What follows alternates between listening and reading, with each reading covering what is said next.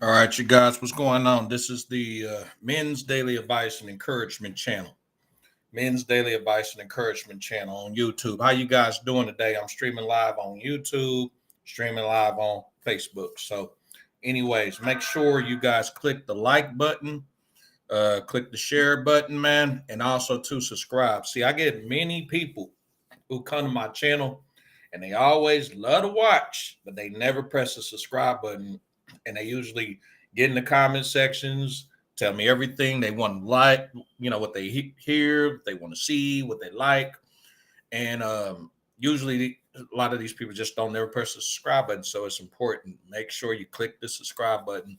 Also, I thank you guys for supporting me on my channel, what I'm trying to do, things like that. It's a baby channel, still growing, but at the same time, every little day actually helps. So, anyways, if you can, make sure you engage in the chat. Let me know.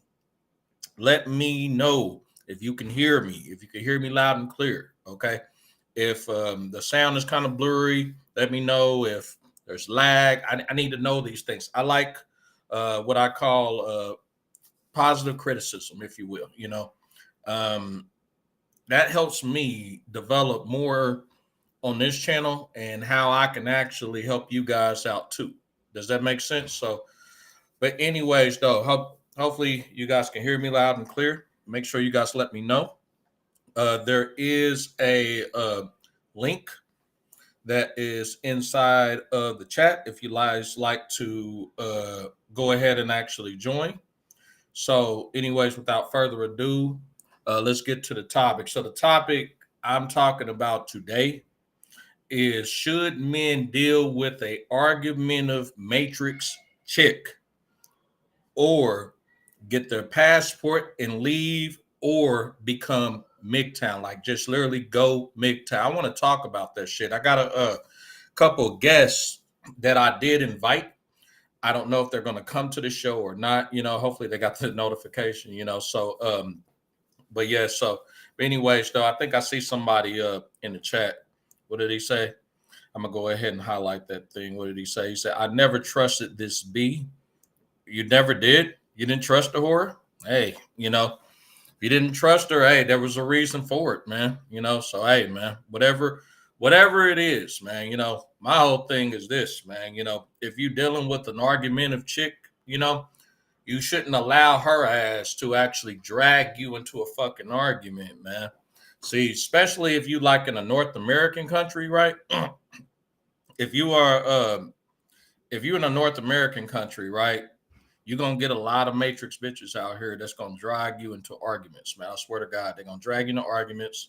They're going to drag you into debates. They're gonna drag you into confrontations. You understand? And as you come to realize, right, you're not intentionally starting the argument. You can actually agree with her 100% and support what she does, but if it's her intention to drag you inside of an argument, she's gonna do that shit. She sure in the fuck will, right? Combative for no damn reason, right? But when you end up pulling your energy back, pulling yourself back from the situation, walking away from this situation, it changes the whole dynamic. Now, let me throw this at you too. I told people on other situations many ago, and I made it perfectly clear to make sure that you get into what we call in and out transactions. You understand? In and out transactions. Okay. That means by chance, if in anything at all, if this particular woman, right, you go to, I don't know, Dollar General, you go to Walmart, you go to a gas station, go to the bank, right? You should be there specifically to go there, handle your business, get the fuck out of the situation. You understand? Handle your business, get the fuck out of the situation, right? So if I'm in a Dollar General and I'm purchasing some groceries, some bleach or whatever, and this particular woman is pretending to be licensed, in my mind, I got it convinced, since I've taken the red pill and went MGTOW a long time ago, that a lot of women pretend to become nice temporarily, right? To actually either trigger a fucking argument out of you, trigger a debate out of you, right? So then they can extract what they want. A lot of them have narcissistic tendencies. A lot of them do. Very narcissistic. You understand? They like to combat, they like to argue, different things like that, you know. And in my particular case, you know, I just don't believe in actually putting, you know, guys in those particular situations. You know, I mean, when you get triggered or this woman triggers you to argue with her, you have to take a step back and say to yourself, okay, cool. I understand this particular woman likes to argue. Let me do the most minimal thing to remove myself from that situation. And that can be to hurry up, purchase the item or items you're getting. If you're in the store, get the fuck out of that situation, to on YouTube. All right. And YouTube is the big one for it, man. I see it on YouTube and TikTok where guys would get on panels, right? These live panels. I don't understand that shit. They get on panels with these live matrix women to literally get in there, right, and try to convince them, we want you to change and we want you to be submissive women and we want you, we're the men that we need to be, but we want you to be submissive. We want you to be traditional, and you need to understand it with from a man's perspective and shit like that. And these guys, man, these guys got paper, man. These guys got paper. These guys are successful. They get off that motherfucker, man. They got high blood pressure. They got attitudes. They're stressed. They're sweating, and you sitting up here like, dude, this is your own live stream. Why the fuck are you getting on here to argue with this bitch? Why? Why? You know, or bitches, you know, there's a whole bunch of them on there, right? And apparently, you know, these guys haven't taken the red pill. These guys are not MGTOW, right? These are guys that really believe that us MGTOW guys in the passport, bro, should just stay here, shape and mold these bitches, and turn these bitches to whatever the fuck we think we can turn them to. You can't listen. You can't change something that is not willing to change. Okay, you can't force it. All right, you can't force it. You have to accept for the fact that okay, over 90% of these motherfucking women are argumentative, hands down. They're not agreeable. Okay, they can be in a situation where they are trying to fight to be right, even when they're wrong. They could be wronger than 10 left shoes. They know for a fact that a goddamn left shoe don't fit on the goddamn right foot, and they will argue with your ass to try to prove that they are right about that shit. And you dumb motherfuckers still bringing them on panels and, well, she's not like the other one, so let's go ahead and see. And they bring them on panels, and then they sit up here and they bring up a discussion, and then the woman gets into it or whatever, and then you say, you know, she agrees with everything you say. You say one thing she disagreed with, she got your ass, and then she gonna turn that little disagreement to a big ass argument, and your dumb ass set it all up by bringing her ass on there. Why do that shit? Why? On my channel, you see that shit. I don't bring none of these bitches on here. None. Any Matrix, North American, United Kingdom, British bitch, Australian. I will not bring them on my stream. I just will not do it. Now, if that woman's from the Philippines or Thailand, or she's from Brazil, and I've actually vetted her, my buddies have vetted her. Now I know for a fact that this woman wouldn't embarrass me on this motherfucker or anything. Then so be it.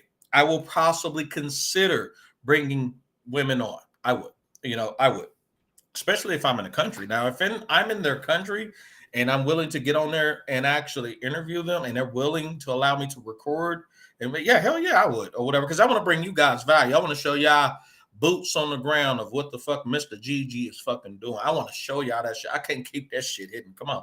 Me around some baddies and then somebody who's actually willing to cooperate and be very, very submissive, you know, and very, very non-argumentative and agreeable. And you just don't know how much of a good feeling that is, you know. I just got off a stream with Carlos Red 2.0 channel. Go to his channel too. Shout out to him. We were supposed to continue that discussion on this channel. You know, hopefully he'll join and everything. Let me step out real quick. Give me one moment.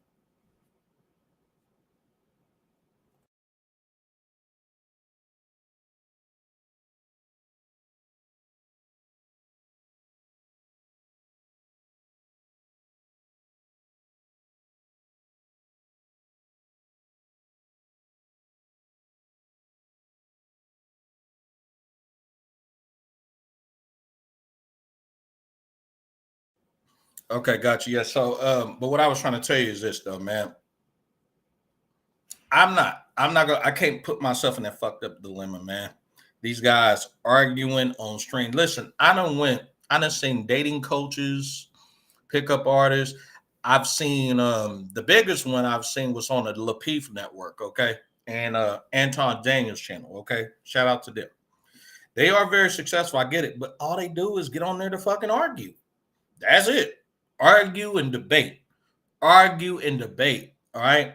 And a lot of it is very, very narcissistic fucking behaviors. A lot of cluster B shit out there, you guys. A lot of it. Okay. You shouldn't have to get on your own platform just to argue with somebody, man, or debate. Why? You know, I can understand a healthy debate where, you know, person A, person B, hell, C, D, or whoever, and we come to a common ground that, hey, we're just going to disagree or what have you, but it doesn't turn into an argument. That's okay. You know, but even those type of healthy debates, right, can actually still stir into an argument and still stir into a grudge, you know, just like the topics of, you know, if the topics of religion, the topics of politics, the topics of, you know, just different things, you know, I'm very, very, very selective on the topics when I talk to specific people because you never know their state of mind of will they agree with you? Will they disagree with me? I mean, I don't know. I don't know. You understand? You know, but I know religion and I know politics. Yeah, motherfuckers out there. It got to the point where back in the day, I'll tell you, okay, there was positive stuff back in the day. Like back in the day when I was growing up when Clinton was president, and I was a little kid, man, and I would see guys actually have a friendly debate, and they'll walk away, still shake hands, everything is cool. You understand? One person agreed with Clinton on one way, one person disagreed with Clinton, another person was neutral. Then there was also another person that didn't give a fuck either way. When it all boils down to it, they were able to shake hands, still be buddies, no hope and grudges. They understand that, hey, they both disagree. You see where I'm at? Nowadays, motherfuckers will argue with you and shoot you and kill you. You think I'm fucking lying? Look at all those Trump supporters out there. Okay, tons of Trump supporters out there. Shit, tons of magmas. Okay, look at all the Biden supporters or whatever. It's divided. You got left against the left. You got the right against the right. You got all that shit, and the only thing they do is what? Argue, argue, argue. You're wrong for believing because of this. You're wrong for believing because of that. Arguments, man. I listen. I'm in my early 40s. I don't have time to get no goddamn high blood pressure over these motherfuckers. I don't. I I don't know about y'all. Y'all might like arguing with motherfuckers. I don't have the energy to argue with them. If motherfuckers start arguing with my motherfucking ass, goddamn it, this shit, I'll tell a motherfucker, okay, cool. All right. That's your belief. That's fine. Matter of fact, here, I'm gonna tell you a story. This happened about 4 days ago. 4 days ago. So I was picking my daughter up from school, and there's a young guy. He's one of my neighbors. Okay, he's in his late 20s. Okay, late 20s, and he's one of those guys that figure that he wants to roll with the passport bros and all this other shit. But he's very wishy-washy. One moment he's rolling with them, next minute, well, you shouldn't be doing this. Well, I like my women who are fat as hell. They be looking good in the United States. And the next minute, man, I don't want no fat chick, man. And maybe I might want to go overseas. I might want to go to this country or whatever. He's just back and forth, right? And that's a red flag. If you encounter those type of guys or type of women that always back and forth in their decisions on life, these are the particular type of people that you don't want to necessarily always have around your ass, you know, just always just back and forth. They're never consistent, you know, like my boy Carlos Red. He's probably the most consistent person I probably admit. He's always just solid, you know, just straight to point, just solid. Like for 3-4 years, I've been on that man's channel. He's just been solid. He's been solid proof, you know, and even off air when we talk, solid in a motherfucker. And I like solid guys, you understand, you know, they just tell me off the front, you know, what they do agree with, what they do disagree with, and that's that or whatever, you know. And if they do change their mind, they have literally a great reason why they actually have changed their mind, but they're not constantly on the flip flop. You understand, you know. But this particular guy, I was telling him about, you know, my my father, my father and a couple other fathers. Okay. Bunch of them. Okay. Just put it like that. And I said that I've seen on the news many guys who've been falsely accused of crimes that women accused them of, and these women never had evidence. These guys did time in jail, these guys did time in prison, but these women were never ever reprimanded for it, right? He went, I swear to God, he went from uh I've never seen that in my life. I don't know what you're talking about, man. There ain't no God. That's none of that stuff is happening to guys. I said, huh? And I said, well, it's been all on the news for years, man. Hell, even probably times before you've been born, man, or whatever, bro. Man, that shit's bullshit, man. That shit don't even happen to guys, whatever, right? But mind you, right? This the same guy that been accused, right? Of, and I gotta tell you this, he had allegedly 3 kids with this woman, but he didn't even know if each kid was his. Figure that one out, okay? He did not know if each kid was his or not. So in his mind, he figured, well, let me stay inside the house, cohabitate with this woman for the kids. And then as long as I'm cohabitating with the kids, I'm cool. And I'm like, well, dude, you mean to tell me it's better for you to stay in the dark, stay in the fucking mystery of not knowing if this bitch actually has your kid or not, and you just providing these motherfuckers? That was stupid. That's not the point. The point is, when I was telling him this, he just didn't believe me, and I was full of shit. And so I went deeper, told him about my father. And my father and my mom, they passed away, you guys. They're gone, okay? But at the time, right, I seen the wickedness of my own mother, where there was times my dad did beat her ass, and then there was times where my actual father, I'm not over at our place, right? And he did not whoop her ass, and she would call the police for no damn reason, right? Because of something they just literally disagreed about, and tell them that he came over here and did X, Y, and Z, just straight line, right? I didn't find this shit out till I'm older. You understand? Police pulled up to his destination, just going off her words, put his handcuffs on and everything, and took him to jail. I'm explaining that situation to him. He said, because he told me, right, this young motherfucker, man, well, that's because your dad was over there. He was over there in the first place. He wasn't even over there. He wasn't over there. She literally called the police on this motherfucker. He's at a totally different destination, totally different situation, lied and said that the motherfucker was over there. Well, if your dad wasn't over there in the first place, then that shouldn't happen and shit. And I'm like, cuz I'm just trying to explain you a story. You've already made your goddamn argument up of what the fuck you already know. So basically, you're saying you already know my dad. You know everything before I'm even getting ready to take, because I'm not even finished the damn story, right? Yeah, your dad shouldn't have been over there, and I'm keep telling this man, hey, he hasn't been over there. But since you are convinced and he's talking louder about it, guess what? We're gonna go ahead and go along with everything you're saying. Yep, you know everything. You know my dad. You got it all figured out. Guess what? We're gonna believe that shit, okay? All right, we're gonna believe that. And my daughter was with me, right? And I was telling my baby, right? Because we all were walking together from my daughter's school. And I told my daughter, listen, you see this disagreement this man coming to me with? My daughter said, yeah. My daughter's 14, she'll be 15 this month. And I said, listen to me, right? I let him walk up and I said, look at me in the eye. If a man ever abusively put his hands on you at all, number one, make sure you have evidence. And number two, take your ass to the police station and file a police report. Okay? That police report is going to be your evidence. I don't want you to do what grandma did.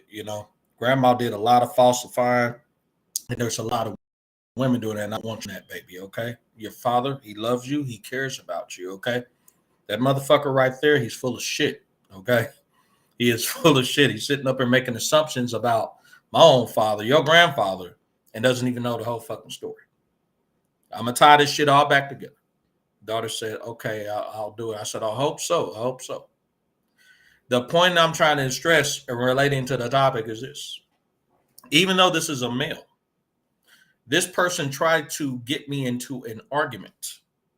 Okay? You try to get me into an argument. Once he tried to get me into that argument, guess what? I literally disengaged from that situation, took my attention off of him, focused on my daughter, and told my daughter the difference between what was right and what was wrong. I had to teach my daughter that you cannot go and falsify any man and put something on him he didn't do it. That shit is wrong. And you don't use the laws to your advantage to actually abuse a man and make sure he goes to jail or prison because of the simple fact you're feeling some way at the moment. You're disagreeing with him in some moment, you know. And I told my boys on this channel, you make sure that you stay in your daughters and your little girls' lives. I can't stress it. Nieces too, man. And teach them the difference between what's right and what's wrong. They got to have a guy around, man. They got to have us fathers and uncles around. And if you guys idiots dating these single mothers, stepfathers around too. All right. We got to keep them off stripper poles, keep the legs closed, and teach them the difference between what's right and wrong.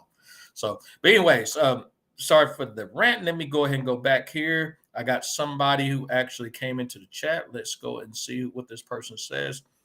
And it says, yo, G, Miss Mott's, but gonna rewatch and had to come say what's up. What's up? Shout out to you, man. TYM. I really appreciate you, man. It's all good, man. I already set the announcements up pretty much about an hour or so before the stream, you know. So yeah, I'm about to crack me, you know, a little cold one right here and shit. So you all good, buddy, man. But thank you. I really appreciate you listening into the show. Make sure you guys click that like button. Make sure you click the subscribe button too and share this. I did share this on a lot of the Facebook groups that I'm in, a lot of my MGTOW, a lot of my Red Pill, a lot of my travel groups, you know. So yeah, just let you guys know that I'm a firm supporter of this, you know. Okay. Also, TYM also said something. He said, yo, G. Oh, okay. Gotcha. Okay. So what he did is pretty much just reposted, just pretty much reposted, you know. So yeah. Okay, great. Cool. But I understand that you will rewatch and come to say what's up. Okay, cool. But there's a link inside of the chat box. You're more than welcome to join. I had a couple gentlemen that were supposed to join, you know, but I guess unfortunately they did not come yet, you know. So hopefully they will. If they don't, fuck it, you know, I'm gonna hold my own shit there, you know, shit. So, but the topic is: should men deal with argumentative matrix chicks, or get their passport and leave, or just simply go MGTOW?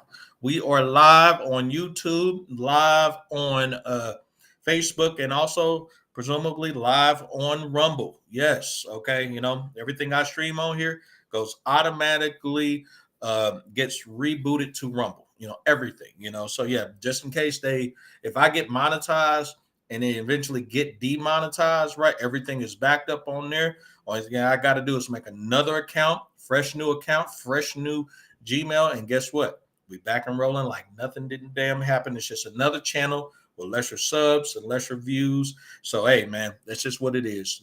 So let's keep this party rocking, you know. So, but anyways, though, another thing when I talk about these argumentative women, though, right, is like I said, you got to be in and out transactions, man. You got to. I'm telling you, man. You go to Dollar General, go to Walmart, man. You go and get your groceries. If you encounter this bitch, right? If you encounter this bitch, okay, she's going to go ahead and argue with you, okay? You have to go there and stick to yourself. I'm here to get my groceries. I'm here to go and get the total, pay this bitch, and I'm gone. You see where I'm at? That's it, okay? All right, that's it. Make sure you keep evidence that you paid for your groceries. If you know you're encountering somebody, make sure you got evidence or a witness with you if in the event you got an argumentative person. If you're a solo person like me, you're not always going to have a witness with you, man. So you have to put yourself in a position to disengage with it. This shit happens for both males and females, by the way. Because a lot of them got narcissistic behavior or cluster B, and they don't know they had this shit. No, the fuck they don't. They don't know they had that shit. No, the fuck they don't. So I had I'll tell you a few stories, man, of argumentative bitches. You know, a lot of them and shit. I've had situations in my life where okay, let's go into my sisters. Okay, I had sisters where I would bring something from the store and they would tell me to bring this item from the store. verbatim. I bring exactly that item. They'll tell me that's not what they asked for. I tell them, yes, that's what it is, and this is what you want, right? They'll tell me, though, no, it isn't. You're stupid, and you don't know what you're looking for. I'll politely say, well, here's the item. Here's a receipt. Either I can go back and get the item and get your item back, or you can go and get the item. I try to remain as humble as possible. If they go off on the handle of me, you stupid motherfucker, fuck you, and I could have actually done this, guess what the fuck I do? Politely put the item down, a receipt, hey, and just walk away from that situation. I don't have time for the shit. I don't have time for the bullshit. Okay. I just don't, but this is back in the day. I always try to put myself in the position of humbleness, right? Even though you got this mean ass piece of shit motherfucker who's cussing you out, just for no damn reason. You got a lot of irritable bitches out there. And that's just my sister. You understand? That's just my sister. My apartment complex. That's a really good one. I had one where I turned my rent in. I went and turned my rent in, and I always pay early, about a week early, sometimes 2 weeks early. It's just how I roll. I don't pay what they call on time on the due date. I try to pay early, and I always keep copies of my money orders. I keep copies of the receipts, keep copies of the money order tracking number and the money order account number. So if you got a good bank, right, they're going to have that, provide all that information to you. And then at my bank, thank God, what I have there is what my bank does is they actually allow me to pay a fee for these money orders, but I get benefits. It's like $3.50. And they will actually professionally sit down and actually type out everything you want instead of me handwriting it. Type out everything you want on that motherfucker. Turn the screen around and say, Mr. Gigi, is this exactly what you want? And then you'll say no or yes, or hey, look, can you take this out and add this or capitalize this, that? Because when you got money orders, right, or cashier checks, and you're turning it into a property management company or whatever the fuck, right? You want to make sure that you are precise. You're right on the money, man. You can't fuck around because these fuckheads will try to do some dumb shit to try to take you to court and say you didn't do this, you shouldn't do that. So what I do is I don't mind paying the 3.50. I know I can go to the post office and get it cheaper. I know I can go to a grocery store and get it as low as like 59 cents. I know that, but it's worth me paying for that convenience. So I know that they've typed it in correctly. And then on top of that, if I screw up, they can go ahead and actually in that money order, print me out a fresh new one or what have you. And that's it. Hold on really quick. One moment.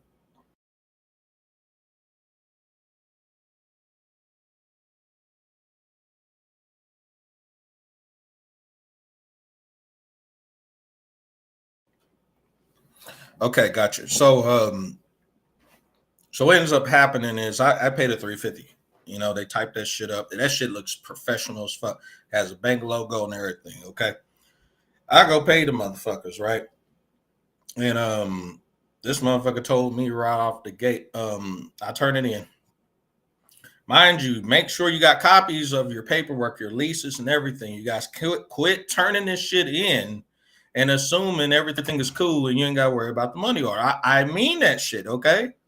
Any rental company, if you're dealing with property management, if you're dealing with an investor, even if you're dealing with the landlord, it doesn't matter. Make sure you got copies of your contracts, which is your lease agreement, copies that you had a history of paying your rent. This covers your ass because what they're going to try to do is they'll try to take you to court, and try to execute an eviction or something on you, and you need to cover your ass. I'm gonna probably do a video on that called "My Message to Guys Under the Age of 35" because I want to break down both rentals and having cars.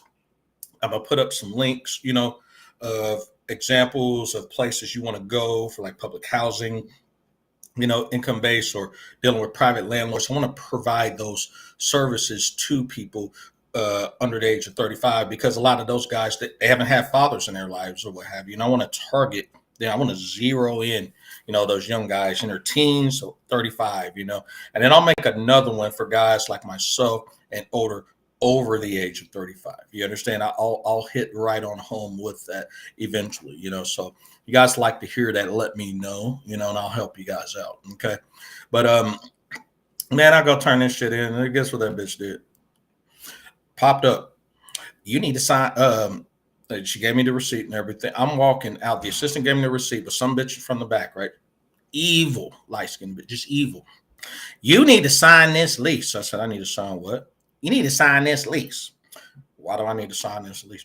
Well, your rent going up, so you need to sign it. Just a whole bunch of paperwork, and I just need to sign it. I said, let me tell you something. I already got a lease, okay? And I'm going to continue to pay what I've been paying, and my lease hasn't expired. Well, you got the memo last year basically stating that the rent was going to go up. So here, you need to sign it. I said, yes, I got it last year. And it was in the summertime. Yes, I got it last summer. And I signed my lease last year for last summer. Okay. Guess what the bitch did? Say, you ain't going to comply. No, I'm not signing that shit. I still got damn near 6-7 months left on the damn lease, right? Why would I sign a document stating that it's going to increase my goddamn rent, right?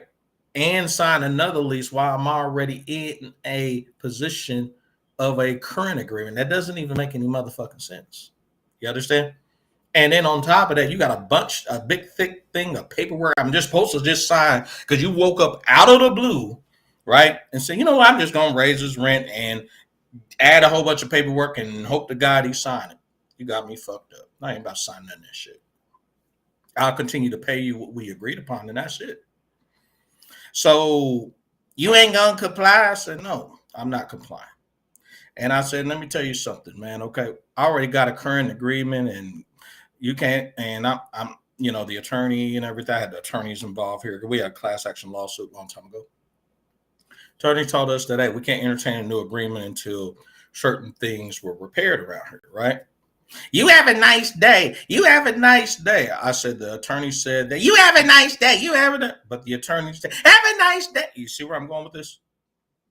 I told her, don't you talk over me. That's rude and that's disrespectful. The attorney said X, Y, and Z. I told her that. You have a nice day. You have a, cut me off, right? I politely got my receipt and I left out of there. That let me know, okay, this property management company are pieces of shit who represent them. The higher ups who are over the people in that office represent them don't know what the fuck's going on. It lets me know too the attitude of how these people in that office are willing to handle things. And then last but not least, though, right? Probably the investor, the real estate investor that hired this property management company, there's a high probability he or she or they do not know that this type of drama is going on and this is how they're treating a tenant. You see where I'm at? So what I'm saying is that in that particular situation, right, I was led to be engaged with an argument. You understand? But it took me to actually get the receipt, politely walk out of that situation while she was trying to cut me off while I was talking. You see where I'm at? All right. Yeah, remember, there's a lot of rude, disrespectful motherfuckers out here, you guys. A lot of them are rude and disrespectful, and they do not give a shit. They don't give a shit, okay? When they hire these people on the intentions of thinking they're going to do the great thing, all right? Watch this. If you go to most property management company offices, right, landlord offices, whoever, you're going to learn and actually see that there's mostly females working in there. Why is that? Am I bullshitting? There's always females working in the office, but when it comes to the manual work, as far as maintenance and repairs, and things like that, you're going to see men doing that. Why is that? Why is that? I always kind of wondered why, and it happens a lot. They're always working in the office. They make it like their job is way harder. But this guy who's fixing toilets, doing electrical, doing plumbing, doing heating and AC, and in the cold and out in the cold, while they're sitting back snuggled inside the heating and air conditioning and collecting rent and telling tenants what to do and all this other shit, right? You make it like their job is harder. And also, too, in their mind, they're over you because they're in that position. Let me fucking tell your ass something, right? No one's really over you unless you allow them to be over you, okay? All right. People only do what you allow them to. Okay. Argumentative bitches only do what you allow them to. You have to learn to master the fact that you have to disengage from this argumentative or narcissistic person. Okay. All right. You have to sit back and you have to say to yourself, okay, this particular person, it seems like he or she, right, is going to engage me into an argument, engage me into a situation. So it's best for me to disengage from that situation. And you punk ass dating coaches out there too, who's putting these chicks on panels and shit, saying, I'm a red pillar. No, the fuck you're not. They put them on panels and trying to change them around and hope we can get to them, man. Let me tell you something. Stop bringing these chicks into manosphere stuff, man. Stop doing it, man. Okay. They have 50 years, man, of talking shit up on us. 50 years, that's a lot of time. 50 plus years talking shit up on men. Now we got an all men's space where we can express how we're thinking and express what's been going on, not our feelings. No, not our fucking feelings. Women can express their feelings, but no, we're men. We're going to express what we think, what's been going on, and what's we've personally have experienced. All the unlimited fuckery that they have done everything in their power to shut our mouths on. Now we're in the position to actually express it on platforms like YouTube, platforms like Rumble, platforms like Twitch, or whatever the fuck, Facebook or what have you, right? Are we willing to risk us getting shut down or demonetized? Hell yeah. As long as we get the message out there, because we're willing to go ahead and make more channels or what have you. Look at Obsidian. Go to Obsidian Ali's channel. If you type in Obsidian Ali, his channel recently got demonetized and it's gone. It's gone. And, he ran off, talking about all these women and the women who were actually getting demonetized and all this other shit, man, or whatever, for months and years and all this shit or whatever. But he actually got caught and they demonetized him, and I shot in the chat. I was a little itty bitty small channel. And I told him right off the gate, right? All right. Remember, he had a big following. And I told him, man, you need to go bring your ass over to Rumble. Okay, you got a lot of argumentative chicks he brings on his panel from time to time. You're talking about controversial topics or what have you, right? It's not like you're solo and you got maybe a few people coming on from time to time. You got a big ass channel, right? You almost 30,000 subs, you guys. Okay, all right, and that's a pretty nice channel or whatever, right? There's people out there that got way bigger channels, but come on, for a guy being the manosphere, right, and the red pillar, I mean, come on, you have. It's a red pill person and a MGTOW person. You have to assume 24 hours a day, 7 days a week. And let me straighten up the screen a little bit for y'all so y'all can see. You guys have to assume 24 hours a day, 7 days a week that you were liable to get your channel shut down, demonetized, deleted. Somebody gonna snitch on you. You have to assume that, number one. And number two, you have to say to yourself, okay, if in the event I get shut down, at least I got this. He kind of did that. He had a Patreon. All right. He had a Patreon, just like Coach Red Pill did, right? I talked about Coach Red Pill. And he backed up a lot of the channels on there. Now, it is a subscription platform. It is. You have to pay some money or what have you, right? But you could set the Patreon as low as you want, depending on which one to charge you for. I say do what Better Bachelor did, which was very clever. What he did, right? And he's not demonetized just yet, from my understanding, though. But what he did on Locals, right? Because Locals and Rumble, right, are freedom of speech platforms. And on Locals, though, Rumble had brought and acquired Locals. You understand? Okay, Locals is kind of like the alternative of Facebook. All right, different ballgame, but you got to pay money. Okay, Rumble's free. You guys can go on that motherfucker. You probably see me on there live right now. Okay. Link is in the side of the description and also in the community tab and the about section 2 of this channel. I told Obsidian and many other people, right? I just said my words out there, man. You need to be on fucking Rumble. You need to be on this, man. You are saying a lot of fantastic, real ass shit. And these whores are not going to like that shit. All right. Especially you got argumentative motherfuckers on here. And of course, a lot of people, and then of course you just look at it as, oh, well, fuck it, it hasn't happened, and now it's happened. And it's like, wow, a lot of subs don't know where to find them at. You understand? Maybe it's Patreon or whatever, but that's a lot of subs. You understand? It's a lot of money, a lot of potential. You understand? So you want to make sure when you're dealing with these argumentative motherfuckers, man, you got to have backup channels. You have to have backup social media networks, whatever it takes, plug up a fucking external hard drive, back up all your videos, whatever it takes, man, whatever it takes, man. I'm just saying, But anyways, though, back to the topic. I was on Carlos Red's channel, man. We were just talking about this shit, man. And we were talking about argumentative motherfuckers, man. Motherfuckers are very, very argumentative. And he had gotten a situation where on TikTok, he went on a show. And soon the man went on the show. Guess what the fuck happened, right? He agreed with another Matrix woman's topic.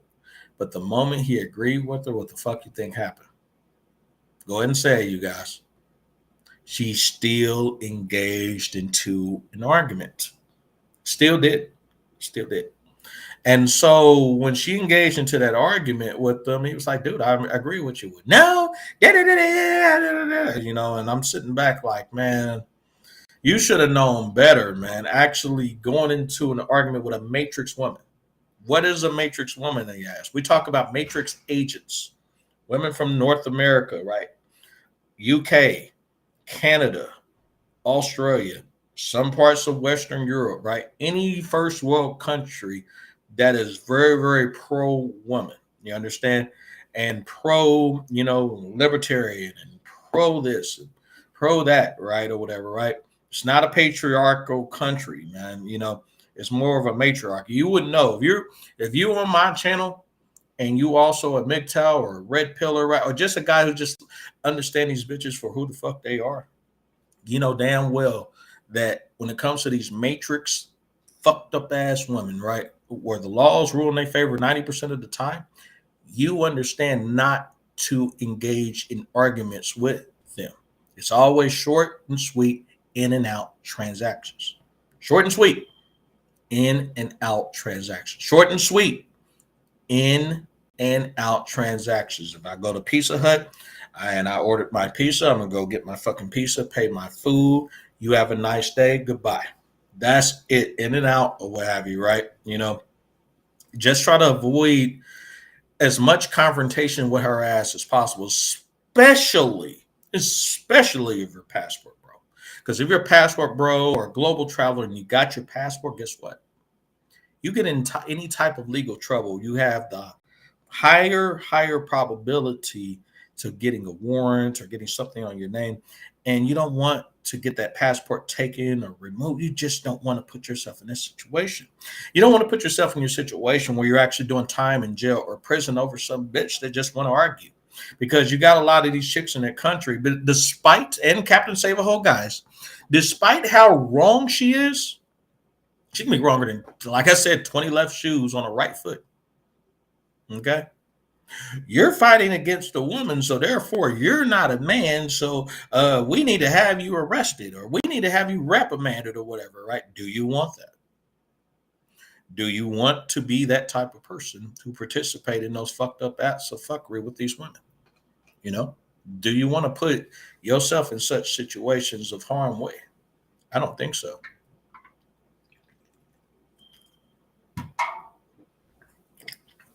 Why would you put yourself in that situation? There's certain reasons, certain things in life that happens. Okay? But you're on this channel, and I'm warning your ass, man. There's more to come. This country right here, this United States that we're in now, I'm in Missouri. I'm in Kansas City, home of Kansas City Chiefs, right?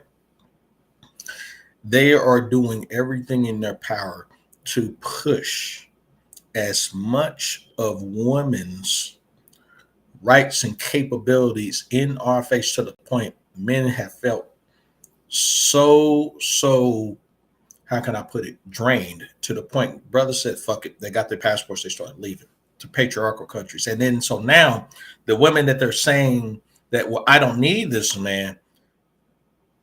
Now they're starting to see this guy leave. And they're like, what in the fuckity fuck? Yeah. All those arguments, all those disagreements. You need to question that shit. You need to question the history of all the dudes you've been arguing with. all the guys you've been disagreeing with, all the dudes you've been dogging at, you need to question that shit. And you need to question yourself. Am I a fucked up individual or not? Am I some type of whore who just likes to argue with dudes or not? You need to question that shit. And if you don't question that shit, you're going to see a population of, you see your little nephews, you see your little brothers, right? There's going to be guys like me and other passport bros and MGTOWs that's going to be encouraging guys, man, when they grow up to get the fuck up out of here. We're going to be encouraging that shit. And you're going to sit back, look up, and you're going to be trying to call on plumbers, guys, though, who take out the trash, right, and all that shit. Where are they at? How come we can't get anybody? Let me call this guy. And what's going to end up happening, right? There's going to be chicks they're going to be trying to hire, but a lot of these chicks don't want to do those jobs. A lot of these chicks don't want to do dangerous-ass jobs. I just told you, you got more chicks inside of the fucking front office and shit than a maintenance job working at a property management company. I mean, this is what it is. They don't want to do no dangerous-ass shit. They want the responsibility of being a boss and an owner, right? Well, let me change that back. They want the label of being a boss and an owner, but they don't want the responsibilities behind it. Boom. I don't fuck around when I say this shit. I don't. They want to be a boss. They want to be the owner, but they don't want the responsibilities of that shit, man. They don't want the responsibilities behind that shit, man. Fixing toilets, man. Man, running that fucking goddamn, man, 115, 120 wire, man. Putting that big ass AC unit in, man. Installing that furnace and putting the plenum on there. Replacing capacitors, right? Testing for capacitance and microfarads, right? In electricity. They don't want that shit. But do they want the label to say I'm a boss and I'm an owner, goddamn it? I'm a CEO. They want the label, but the responsibilities of that shit, they don't want that shit. They've been telling y'all for years. What have they been doing, y'all? Avoiding responsibility, avoiding accountability for years. And this ain't gonna stop. And they will argue with your ass, regardless of how much of it takes you in an early grave, until you realize to them that you just a no shit ass motherfucker. No matter the color of your skin, it does not matter what background you came from. The fact is you are a man born here. Okay? And it's just what they look at it as, you know? So anyways, make sure you guys click that like button. Click the subscribe button. Also engage in the chat. I would really highly appreciate it. I see guys coming in and out of here. I see the eyeballs on it. They're coming in. They're coming out. You know, thank you. I really, really, really appreciate it or what have you, you know. So anyways, though, other situations I've been in with, I can name stories after stories when it comes to argumentative chicks. So, but anyway, so what I got now is I got a video that Coach Red Pill made pertaining to travel. And a lot of guys question, well, damn, was Coach Red Pill a passport, bro? Did he travel? Well, I'll let you guys kind of answer that for yourself. I'm going to get ready to share a video with you guys, and I'm going to do a review on it because I'm still in my zone doing videos that Coach Red Pill actually made in regards to his life, his legacy, how it inspired me and how it inspired a lot of people. Hopefully, this information is very valid. I left the link in the description called CRP Archive. You can go in the description, click on that, and you can see all of Coach Red Pill's channels, you know. But I'm going to show this particular video, and then he's going to describe why it's always a good idea to get your passport, travel, and see the world. You know, you don't have to deal with argumentative bitches, and you certainly do not have to deal with cap and save old hoe guys who actually believe that all women are right, even when they are in the wrong. You don't need to deal with that shit. Fuck that. So you give me a moment. Let me go ahead and share this screen, y'all. So anyway, give me one moment. Hopefully y'all can see it. Okay, I'm going to blow this up. There it is. Okay, cool. So anyway, I'm about to go ahead and share this to you guys. Let me see. Let me do my split screen there. Let me do it. Yeah, I think I can do my split screen. So anyways, let me share that. Boom. Can I move that shit over here? Yeah. I'm moving that shit over, y'all. Okay, cool. And I think I can split the screen. Yeah. And then they can swing it over here. That's cool, man. Pretty cool on the stream when you can kind of manipulate things and do what you want. So, so I'm still learning. I'm not a pro. I'm not a fucking pro, So, but anyways, so look up what that means, if you want to. That's Coach Red Pill's title. And I'm going to go ahead. I'm going to look it up. It pretty much says in such words, pretty much travel, Let me put it inside of Google. CITOYEN.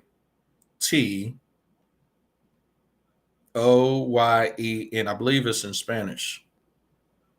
I think it means citizen of the world. DUMONDE.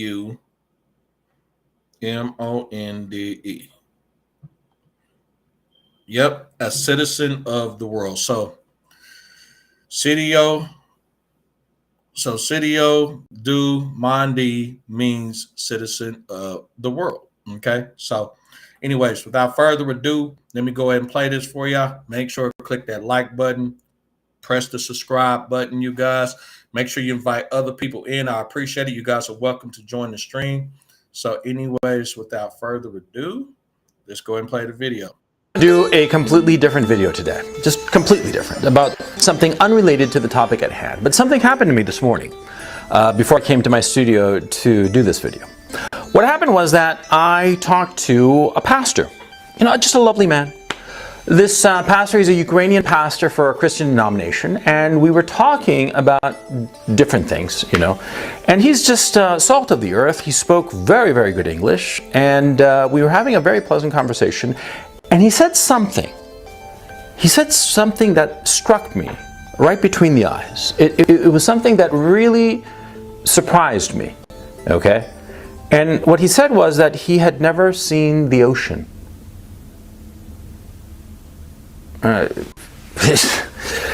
This guy is about my age, right? He's 50 years old. And he said he'd never seen the ocean. He's a Ukrainian. And it made me think about my own situation, my own circumstance, and how many oceans have I seen? I actually lived in front of the Pacific Ocean for a while when I was 15. To see your horizon dominated by that ocean is a sight to behold. I've been to the northern Pacific all the way up to Anchorage, Alaska, and I've swum in the Pacific around California. I've also swum in the Caribbean, as well as the Atlantic. There are a few more oceans that I'd like to swim in before I kick the bucket, right? But, for me, seeing the ocean is no big deal. And this fine man had never seen the ocean. Circumstances of his life, the fact that he was born in Ukraine and therefore had the wrong travel documents, and because of his chosen profession, he didn't have that much money. Traveling for him was not an easy thing. It was not an easy thing at all, right? And I thought to myself how lucky I was, because I've been able to travel and see the world. I've lived in some of the most remarkable places in the world. And it got me thinking. It got me thinking, very hard. When they ask terminal patients, when they ask old people what they most regret, you know what the top two answers are? The first thing they regret is that they didn't have a family, or didn't spend enough time with their family, or didn't have a big enough family. They had only one kid maybe instead of 2 or 3 or 4 or 5, right? And the other regret that they have is that they didn't see enough of the world. You who are watching me, my audience is, according to Google metrics, it's roughly 80% of my audience is between the ages of 18 and 34. So you're young, presumably, you who are watching this video, right? Don't be foolish. Don't have that regret. Don't come to the age of 50 and say, well, I've never seen the ocean. Especially not if you're living in the Western democracies. If you're living in Europe, in Canada, the United States, Australia, New Zealand, do you have any idea how fucking lucky you are? Because you got the golden ticket. You got the Western democracy's passport. Any one of those countries that I just mentioned, you can grab that passport and travel anywhere in the world without a visa You just hop on the plane and show up, and they'll just stamp you, and they'll say welcome, and you can stay for 90 days, no problem. Think of it. Think how lucky you are, right? And the cost is minimal. The cost today of air travel, because we are living at a peak of our civilization. You have to understand that. The society today, our civilization today, it is a peak. It is a peak that will not be repeated. For various reasons, it is unlikely that we will have another period in history where we have such cheap transportation. I'm talking transportation, okay? You can hop on a plane right this second. Just go to the airport right now, whatever you're doing, just go to any airport, any major airport, and in the United States and in Europe, you know, a major airport is not more than a couple of 100 miles away. You get to that major airport and you hop on a plane and you can be on the other side of the globe within 24 hours at minimal cost. Minimal cost being, you know, maybe a couple of grand. I mean, if you're going to someplace really obscure at the last minute, yeah, maybe a couple of grand. A couple of grand, come on.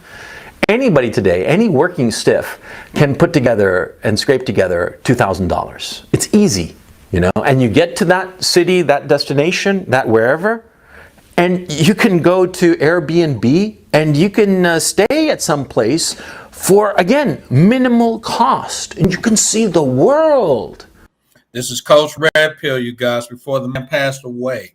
He also, too, encouraged men to get their passport, use your passport, get your money together, leave, see the world. You don't have to deal with argumentative bitches. You don't. Stop thinking you have to. You don't have to deal with land whales. You don't have to deal with hippopotamuses. Single mothers. I did a whole video on single mothers. Women with psychological problems. Women with a shitload of tattoos. Shitload of piercings. Women who've actually dated thugs all their life throughout their late teens and 20s, somewhat in their 30s, and then they want to settle down 100, 200 guys later with a nice guy and a good man like you. You don't have to deal with that stuff, would you? So listen, make sure you click that like button and that subscribe button too, okay? Share the channel. You guys share the channel, okay? Share it. Make somebody's day, right? This is the Men's Daily Advice and Encouragement channel. We got Coach Red Pill, right, in his days of alive, encouraging men to get your passports, leave, see the world, see the damn world. You can see the world, so why aren't you doing that? Huh? Because you don't have enough money? That's always the excuse. People always say that they don't do something because they don't have the resources, they don't have the money, they don't have this, that, the other. They always need more, you know?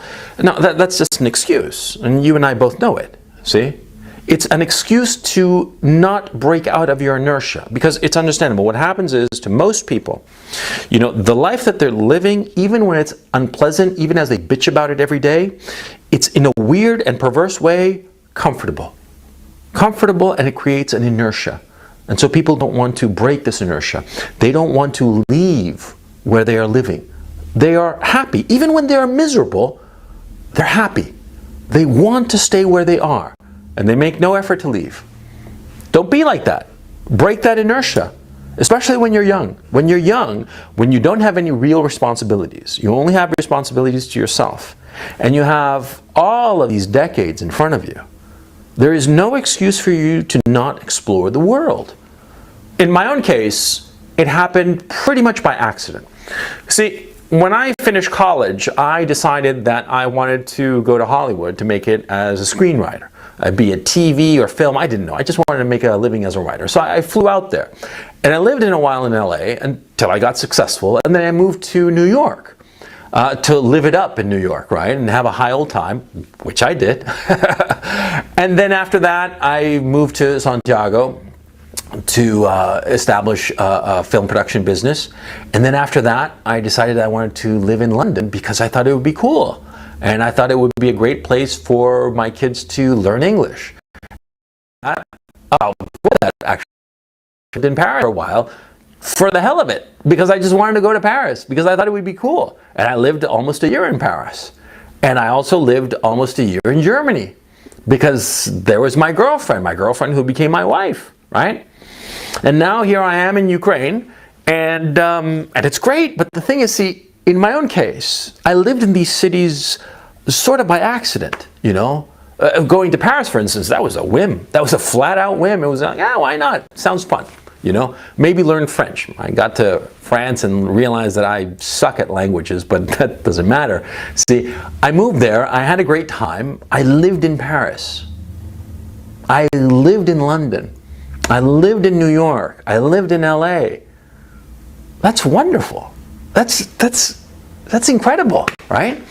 I wish I'd had the foresight to plan this out. And I count my lucky stars that my whims and fate took me to those different cities.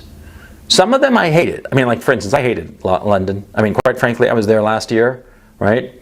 And I did a lot of videos for this channel out of London because I fucking hated that city. I hate the Brits. I hate their whole fucking country. I just hated it. But, like, I know that I hate it because I was there. I saw it. I saw it with my own two eyes. Right? I saw it with my own two eyes, then I smelled it with my own two nostrils and tasted it, and I just, and spit it out and left. But I know. And the fact that I know that I don't like it helps me to understand the things that I do like. Interesting. The fact that I'm living here in Kharkov, right? It's a shitty-ass little city, but it has so many things that London doesn't have. Things that I personally enjoy tremendously, right? And there are other cities that I will go to, because now, even though I'm 50, I've already made up my mind that I want to spend some years, at least 2 years, in at least 3 more cities before I kick the bucket, right? Well, that kind of attitude is a good thing, because it's only with change that you grow. It's only by experiencing a new environment and adapting to it, or failing to adapt to it, that you learn more about yourself. You learn more about yourself, and you learn more about the world, okay? You learn the quotidian things about living in these cities. Like, for example, like I got to master, you know, what times of day and on what days the garbage truck would pass by in front of my apartment in Paris, because it would wake me up at a certain time. And because it would be so loud, it would wake me up. I wouldn't be able to fall asleep. And so, you know, I adjusted to that circumstance. I learned that kind of quotidian silliness. And I learned other things about myself that are much more important, of course, by living in these cities. See, you only experience growth, you only experience self-knowledge by rubbing up against the world. But if you rub up against the same spot all of your life, the same place, and you just settle there and never move, and never try and go out and see the ocean, well, you're never going to grow, see? And why is growth so important? Why is learning about yourself so important? It's an end in itself. Yeah, sure, it has certain utility, you know. You by knowing yourself and knowing your strengths and weaknesses, you're able to adapt to them and, you know, maximize them in terms of, I don't know, making money or making friends or whatever is important to you, right? Yeah, sure, but see, learning about yourself is an end in itself. It's its own use. You don't need it. It's not utilitarian. It's just the thing that you want, because it makes you bigger and makes you better. Because as you know yourself, you're able to either fix those deficiencies that you have, or at least put them aside and minimize the negative effects it'll have on your life. You see what I'm saying? I don't think I'm explaining myself very well, but let me flip it around and go in a different direction. There's something so wonderful about being confident that you can handle yourself anywhere, okay? I mean, I live here in Kharkov, right? I don't speak a lick of Russian. I mean, my vocabulary in Russian is spasiba, means thank you, до свидания, which means goodbye, доброе утро, which means good morning, and vodka, which is water, tap water. Yeah, Coach Red Pill breaking it down into y'all. So make sure again, man, you guys understand this, man, and it's real. All right, we only got one life on this planet, just one. Okay, we can go MGTOW, avoid women, and talk shit about them, jack off, work a whole bunch of jobs, and double in, all that other shit, man. But we got one life on this planet, man, and we got to at least once in our life, man, put it together, right, and say to ourselves, you know what? I got some money, I got an income, or I got some knowledge. Now it's time for me to invest it to start seeing this world. You understand? Start seeing what's in it, man. You understand? We don't have to limit ourselves to the North American matrix, i.e. United States and Canada. I don't include Mexico because Mexico has a strong own Spanish-speaking language. You understand? Has its own strong Spanish-speaking language. I include Canada because Canada speaks both French and English. You understand? All right. And France is part of Western Europe. You understand? All right. And you got Canada that's right next door to the United States, which is very highly influenced. Some people argue with me that ground zero in Canada and Toronto is where feminism is ground zero at, you know.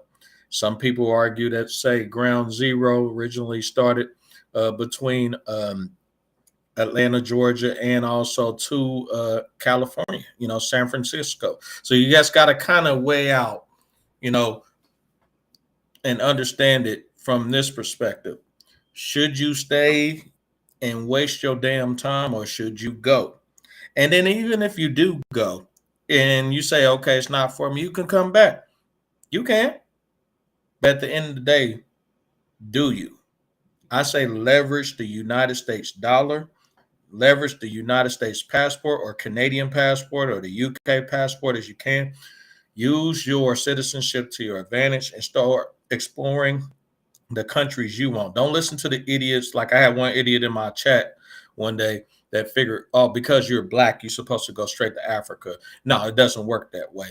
We on this channel, we talk about preference, what you want to do. Okay. I seen that white guy who was on TikTok. His video went super viral when he said that, hey, you know, my parents taught me to be racist and prejudiced, but deep down, I always wanted me a black chick. And he moved his ass from the United States to Uganda, made him a video encouraging men that, hey, if you want a real black chick, don't go to the United States. Come right here to Uganda. Come right here. That video went so viral, it was crazy. Super viral.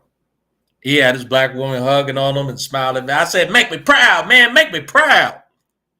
But he showed brothers out there, man. All races, all different types of backgrounds. That you don't have to settle for the mean, argumentative, just plain out evil, average North American matrix woman. You don't have to settle for it. And for you idiot woman who's listening to my channel, I'm not talking about all. Get the fucking all out of your brain. The vast majority of you. And we don't have time to pick through thousands, hell, millions of you just to find that one glowing firefly that may fly away at any time or change your mind. Because they change their mind a lot out here. Am I lying, fellas, or not? So let's go to the chat here. Had someone come up that says, dang, miss Uncle Gonzalo. Hope he didn't suffer too much. Me too, man. Me too. But again, you know, hopefully you've seen my other videos that he said he got pneumonia in both lungs. You know, both lungs. Not one, but both, man. So, and they just left him to suffer. So, hey, man, it's sad. It's fucked up. So, RIP to Coach Red Pill, a.k.a. Gonzalo Lira. You understand? But anyway, let us continue as he tell us why we should get our passport, use it to our advantage, travel the world, get your money together, and travel the globe, you guys. We got one life to live, you guys. So let's take advantage of it, okay? Let's continue on. I'm going to play the video. But that's all I know of Russian, right? And yet I can handle myself. And I feel very confident. I feel very confident that I can handle myself, and most of the people here do not speak English, and so I'm forced to interact with them with sort of like pantomimes. It's sort of like pantomime what I want, and sort of like, you know, point and make signs and all the rest of it. And I'm not going to do it here in the video because I'm going to feel ridiculous. But the point is that, see, I get by, and I'm confident that I can get by. And I'm not scared of anything because I've seen enough of the world. I've been to some really shady spots in the world, in fucking Lower Manhattan, even in the late 90s, early 2000s, when it had been gentrified. There were still some shady spots in New York City, okay? And other cities I've been to, and other places I've been to that were shady as fuck, right? Scary, sure. But once you have gone through those shady places and handled yourself, and you came out okay on the other side, maybe a scratch or two, you know, maybe a little bit of a scare or something, but you came out on the other side. It gives you confidence. It gives you confidence to handle yourself wherever you may go, right?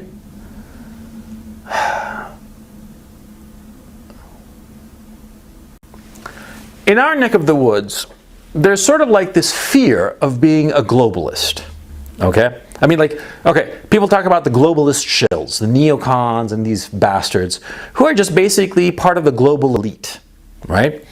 Now, the global elite, we don't really like them for various reasons, because we basically think correctly that they are trying to put down the common man, and that they are interested in turning the whole world into one homogeneous porridge. And I think that that's a fair critique of that globalist elite. But see, the globalist elites, right, they do have a few things that they're right about. And what are they right about? Well, that you should view the world as one big space that you can explore.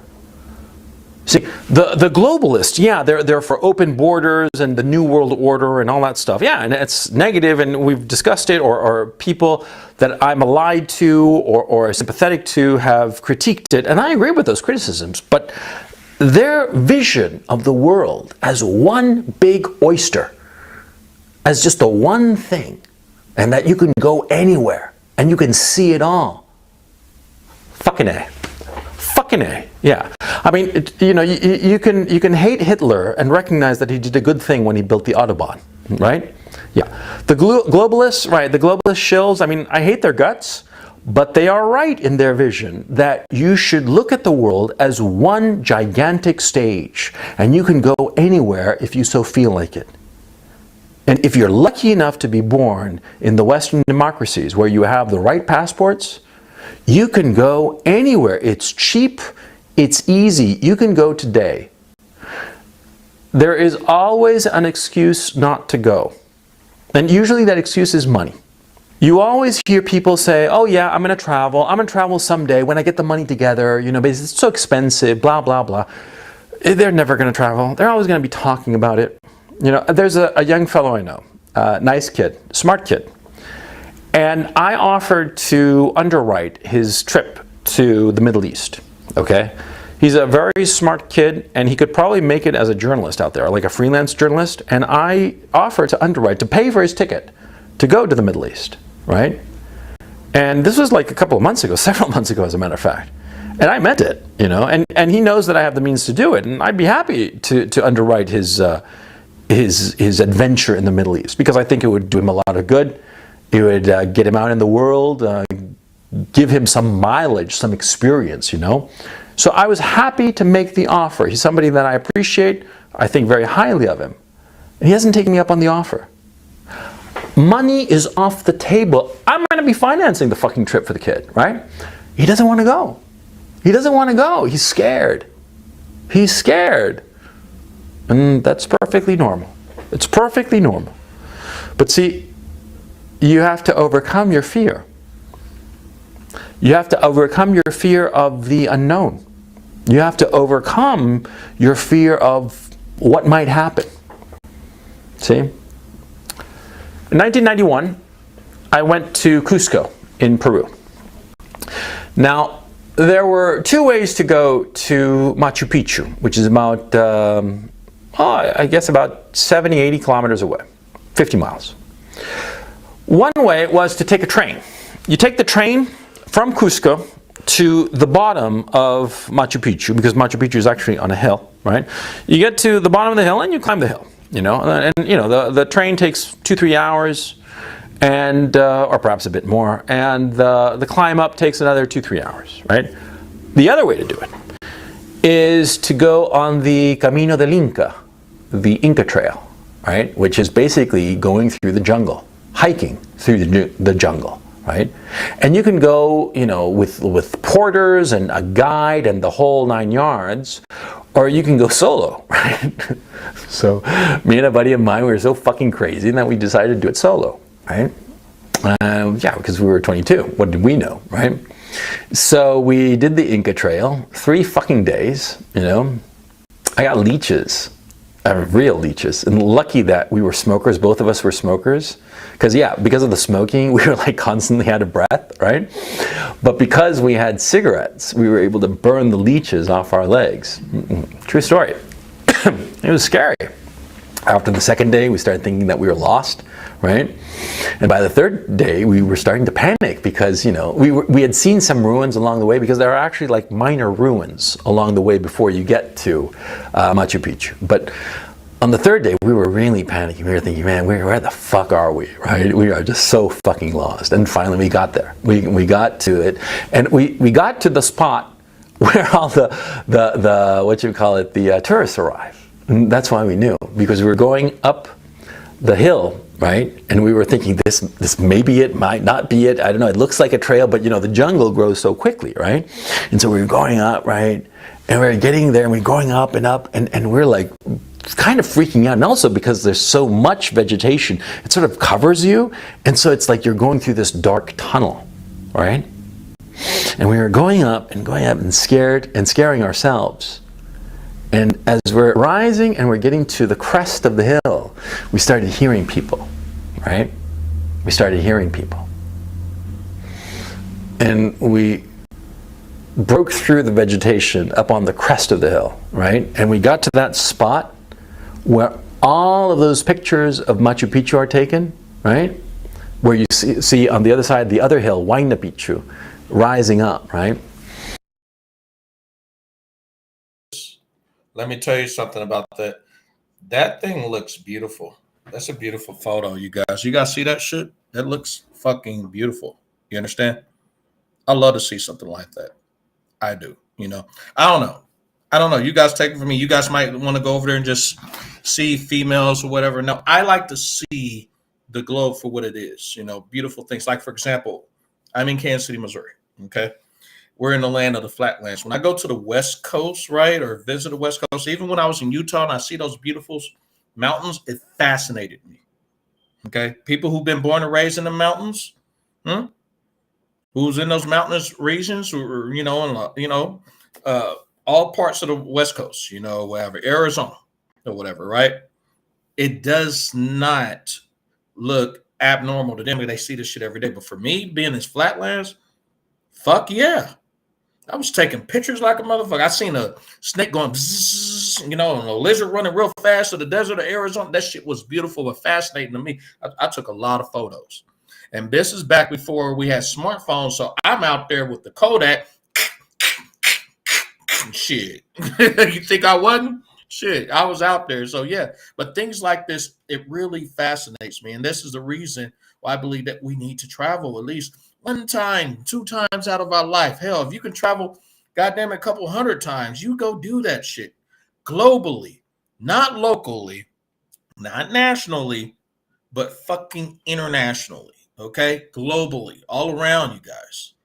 Be a citizen of the world, man. This is Coach Red Pill, right? Before the man passed, encouraging us to get our passports, get our money together, see the world, you guys. See it for what it is. And we were there. Yeah. And it was quite the experience. And the jungle has never been scary to me after that. And I've had the opportunity to go through the jungle. I'll tell you about it some other time. But the point, see, that was the first time I'd hiked through the jungle. It scared the shit out of me, right?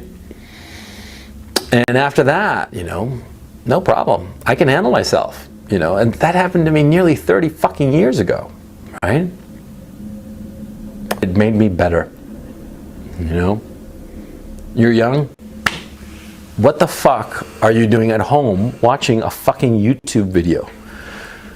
sell your shit, sell your car, sell all the crap that you don't need, your fucking video games and game consoles and stupid ass computers, get on a fucking plane and go to Machu Picchu, go to the pyramids, go to wherever the fuck you want to go. It's out there. It's out there. It's waiting for you. Go now before it's too late.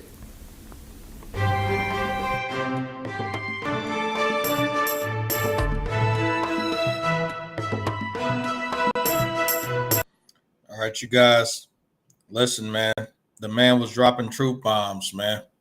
He dropped that truth bomb on us, you guys. You know, he dropped it, man.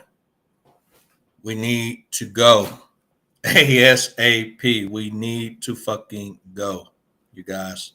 We shouldn't be putting ourselves in the position, man, to just limit ourselves to the United States. We just shouldn't, man. You know, and a lot of you guys limiting yourselves to Canada. A lot of guys from my channel, they come in from Canada. I've seen a lot of them come from Western Europe, and they told me, man, which I didn't know. I was greener than the green grass outside. They told me they were going through the same shit we're going through in the United States, if not worse. Or like I had a guy telling me in the chat, man, he's dealing with fucking land whales and hippos and shit, man. I'm like, what?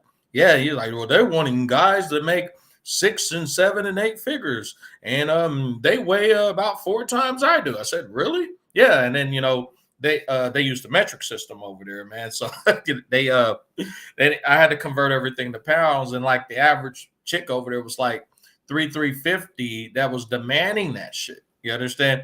In fucking England, man, and fucking the Netherlands and shit, and France. I didn't know. I thought for a long time, you guys, before I got into the manosphere and the red pill space, I thought that between Missouri and Kansas, remember, I'm in Kansas City, Missouri. There's a Kansas City, Kansas side, Kansas City, Missouri side. Okay, right? This is home of Kansas City Chiefs. Yeah, we're going to the Super Bowl. So all y'all haters out there, yeah, I said it. Yeah, you see my hat. All right. But anyway, Kansas City, Missouri side, Kansas City, Kansas side. I thought for a long time that this was just the areas that were going through all that shit with these fucked up women.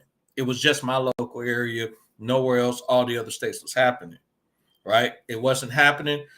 Every other state, guys had successful relationships and very, very low non-successful relationships until got on YouTube, got on these other platforms, Facebook. A lot of guys who were sharing the same type of bullshit I was going through. A lot of guys was dealing with single mothers, damaging the fuck out of their brain, damaging their property, damaging their money. A lot of guys was dealing with hippos, land whales, right? And they thought they had to settle. They did. A lot of guys thought that they went through moving in and cohabitating with women, thought that was the solution in the United States until they got burnt and done fucking dirty. Yes. So I thought for a long time I was the only one. No. And then I started seeing guys come over from fucking Massachusetts and Maine. And these guys were like real Atlanta, Georgia, Florida. These guys were coming. I had armies from the West Coast, man. If not coming to my channel, I was going to their channel and I'm just listening in. And I didn't know what MGTOW was. I didn't know what the red pill was. Whatever. I was blue pill as fuck. And I just knew something was wrong. Something was fucking wrong. I thought I was the only one that was going through it. I thought something was wrong with me and whatever. But when I seen guys who were comparing notes and they started shouting and talking about this in open dialect, let me know. I'm not the one that's crazy in this motherfucker. If these guys are going through the same damn shit, if not worser, let me know. I'm not just as crazy. It's the environment we are in. The environment, man. And it's the whole goddamn country. And so when I started listening to guys like Charles Tyler, before, I didn't know about Charles Tyler until after he died. And he was telling us, get your passport. You need to leave, man. He had on his screen, man, he was showing us women who were just argumentative for no reason, just argumentative. Falsely accusing these guys and shit, though, of crimes they didn't do. Sitting up here, right, hitting these guys for child support while they out having sex with another man and giving the man the child support money that the state is extracting from that guy and giving it over to the goddamn thug. Don't believe me? Look up Charles Tyler's old videos. That shit was like sad, man. Sad, man. Brothers killing themselves over some damn woman that didn't give a shit about their ass, man. That was cheating behind their back. All this shit. And then you got Captain Save-A-Hole guys out here who's sitting up here. Well, you should have been a better man, and she wouldn't have cheated on you if you want to do this. She wouldn't have cheated on you if you want to do that. Fuck you. That's bullshit. Bullshit. She should have learned some self-control and came to that man and said, look, I'm not interested in you anymore, or whatever the fuck it may have been, man. Don't string a guy along and then you don't want his ass, cheat on him, and then assume he's supposed to still stick around. It doesn't work that way, man. Dudes will kill your ass and kill themselves in the process. Love and feelings and money, goddammit, and material possessions ain't no joke. You don't fuck with men like that, man. And you don't fuck with women like that either. You just don't do that shit. Go see the world, man. There's a reason why these passport bros are blowing up.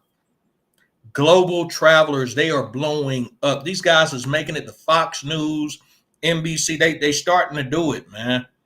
It's all over YouTube, man. And these chicks ain't liking that shit.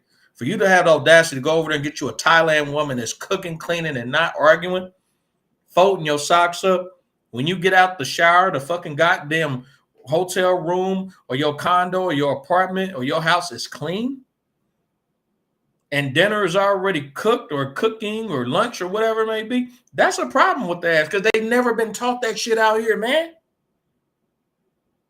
And you doing it for damn near 70 to 80% lesser of the price than you would here in the United States. You got guys out here who was dating single mom, having to get fucking babysitters and shit, and then the date and shit, and they was out of damn near $200-300 a date. That's a damn shame.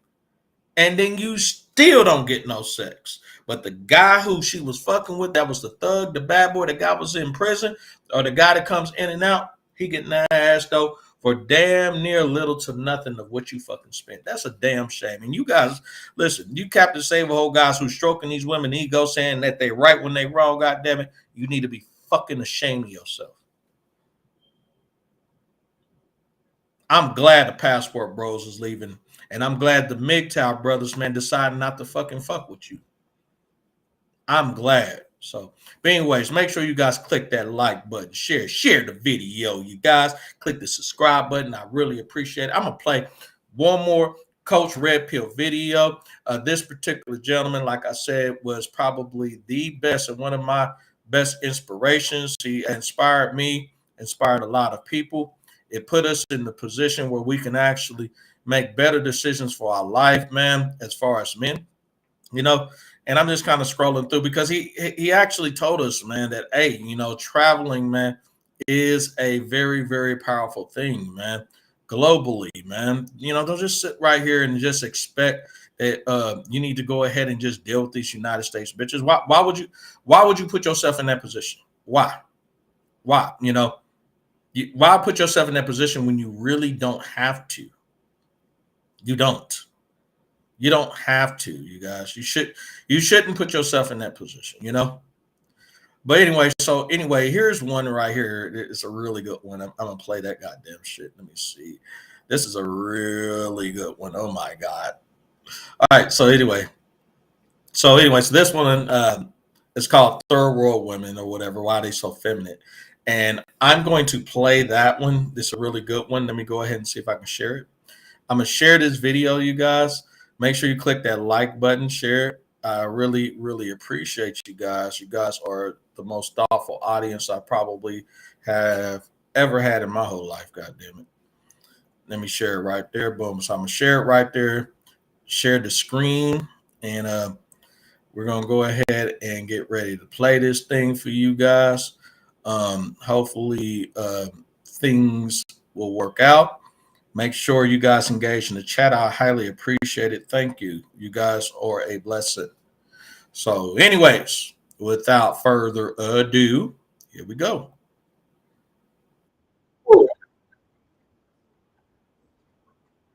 attractive than first world women, women in Europe or America. They are so hot. Why?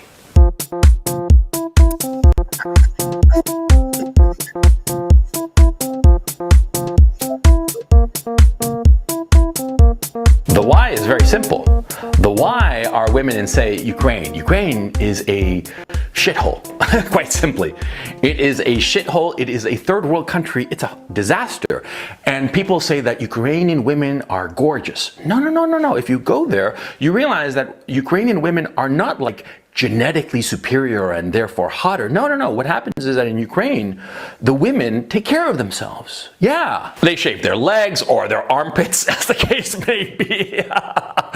They take care of themselves. They wear makeup. They fix their hair. They dress nicely. They wear heels. Yeah, I've seen women in Ukraine when there's like a yard of snow on the ground and they are walking in high heels. Yeah, high heels and a skirt. And it's like minus 40 degrees, but no, they have standards. They look sharp. They look good. They look feminine, incredibly feminine. You go to Argentina, you go to Venezuela, you go to Chile, you go to all of these third world countries. These countries that are poor, and the women are dressed to the nines. They look good. They wear their makeup and they fix themselves up, and you ask yourself, why is this? And the answer is obvious. They are trying to get the attention of men. And they succeed. Oh yeah, they succeed. Absolutely. I mean, you walk around Ukraine or Argentina or any of the other countries that I've mentioned, and you're like, wow, they are hot. They look good. Oh yeah. Why? Why? Why is it that they look so good? Oh, very obvious. Because they're trying to get the attention of men, because from an evolutionary standpoint, a woman needs a man to get resources. A woman needs a man in order to be able to raise her child and feed it. Because from an evolutionary standpoint, a woman with a child cannot provide enough calories for herself. She can't, because the child is a burden. And that's the contract that men and women have had. Women will have and raise the child, but men have to provide the resources. And so in these third world countries, see, the men have to provide the resources. Why?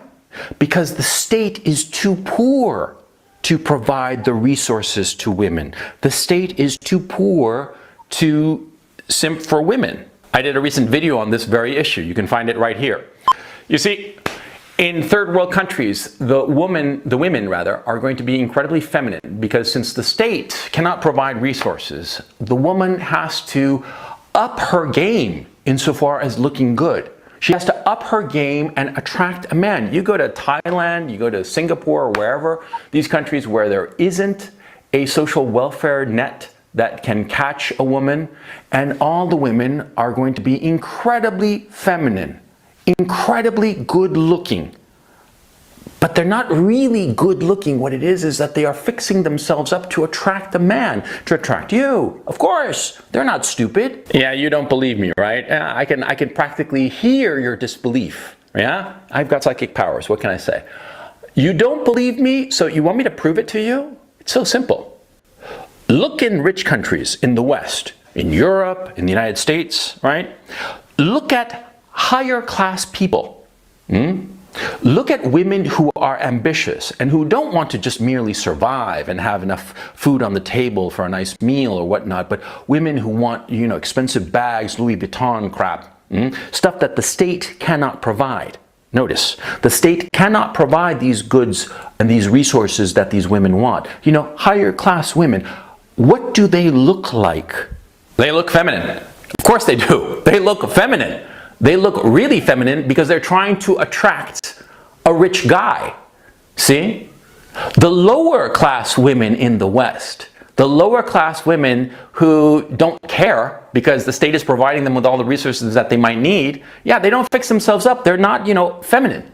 They don't wear nice clothes. They don't put on nice makeup. They don't fix their hair. No, they look like slobs. They walk around in athletic gear, for crying out loud. And they get all fat and pathetic, but upper class kind of girl, or let me phrase that, a woman who is interested in those goods and services and resources that the state cannot provide, the Louis Vuitton bag, you know, the nice car, the nice house, an apartment, or whatever, they are feminine. They are 100% feminine, yeah. And they can compete with the Ukrainian girl, or the the girl from Vietnam, or the girl from Argentina, yeah, because those upper class, or let me phrase it, more ambitious girls, they try to climb the social hierarchy to get to those upscale men, those rich guys, who can provide her with the resources that she wants. The state can't provide them to her. Yeah, the state cannot do so. So she raises her sights and realizes, to get those guys with the resources, I gotta fix myself up. Yeah, that's the calculation that these women are making, and it's an accurate calculation. Because, of course, a rich guy, a wealthy man, a man who's a millionaire or better, he's not going to be interested in some fat slob who's walking around in some, athletic tracksuit or whatever.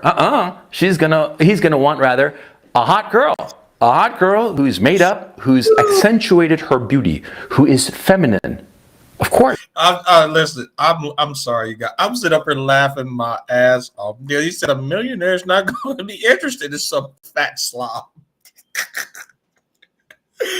Oh my God. And it's crazy because he was just going into like the average guy and things like that, and the feminine woman, and what type of guys that women should be attracted to and reason why, and it just makes a whole lot of sense. So anyways, you guys, I got a guest that's going to join the stream. Let me see if I can add this gentleman. Let's see. Is he here? Let's see. Or whatever. No, it shows black.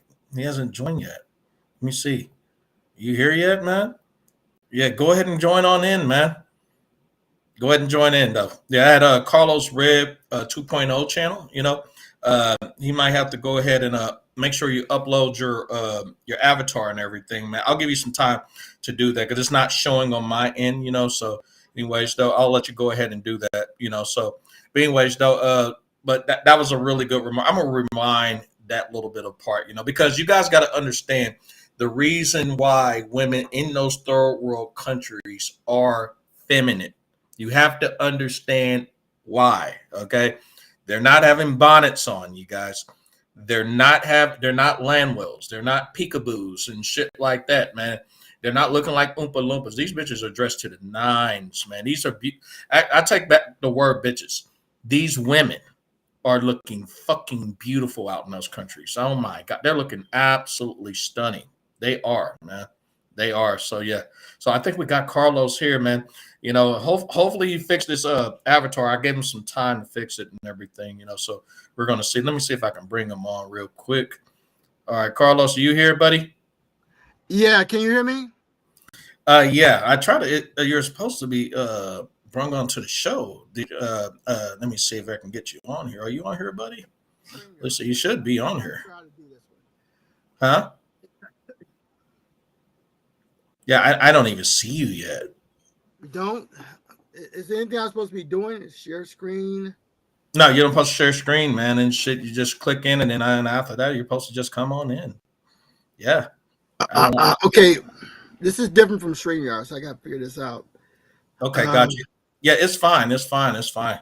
Try this is what you do. Log out and then come back in, and then let's see if it'll let me be in there. Okay, because your original avatar is not showing on there, the one from YouTube, so you might want to upload that so we can see you on there and everything. So, but anyways, though, you guys, yeah, I'm going to rewind that part. Make sure you click this like button, share the video. I appreciate it. We're trying to get my guest to come on. He came on a little bit later than supposed to, so we're about an hour and 30 minutes in. Hour and 30 minutes in, it's 38 minutes in approximately. So click that like button, the subscribe button. I'm going to go ahead and rewind this just a tad bit because he was touching on some shit, So anyways, without further ado, let's go ahead and replay the video. And all the women are going to be incredibly feminine, incredibly good looking, but they're not really good looking. What it is that they are fixing themselves up to attract a man, to attract you. Of course, they're not stupid. Yeah, you don't believe me, right? I can practically hear your disbelief. Yeah, I've got psychic powers. What can I say? You don't believe me, so you want me to prove it to you? It's so simple.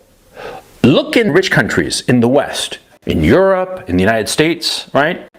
Look at higher class people.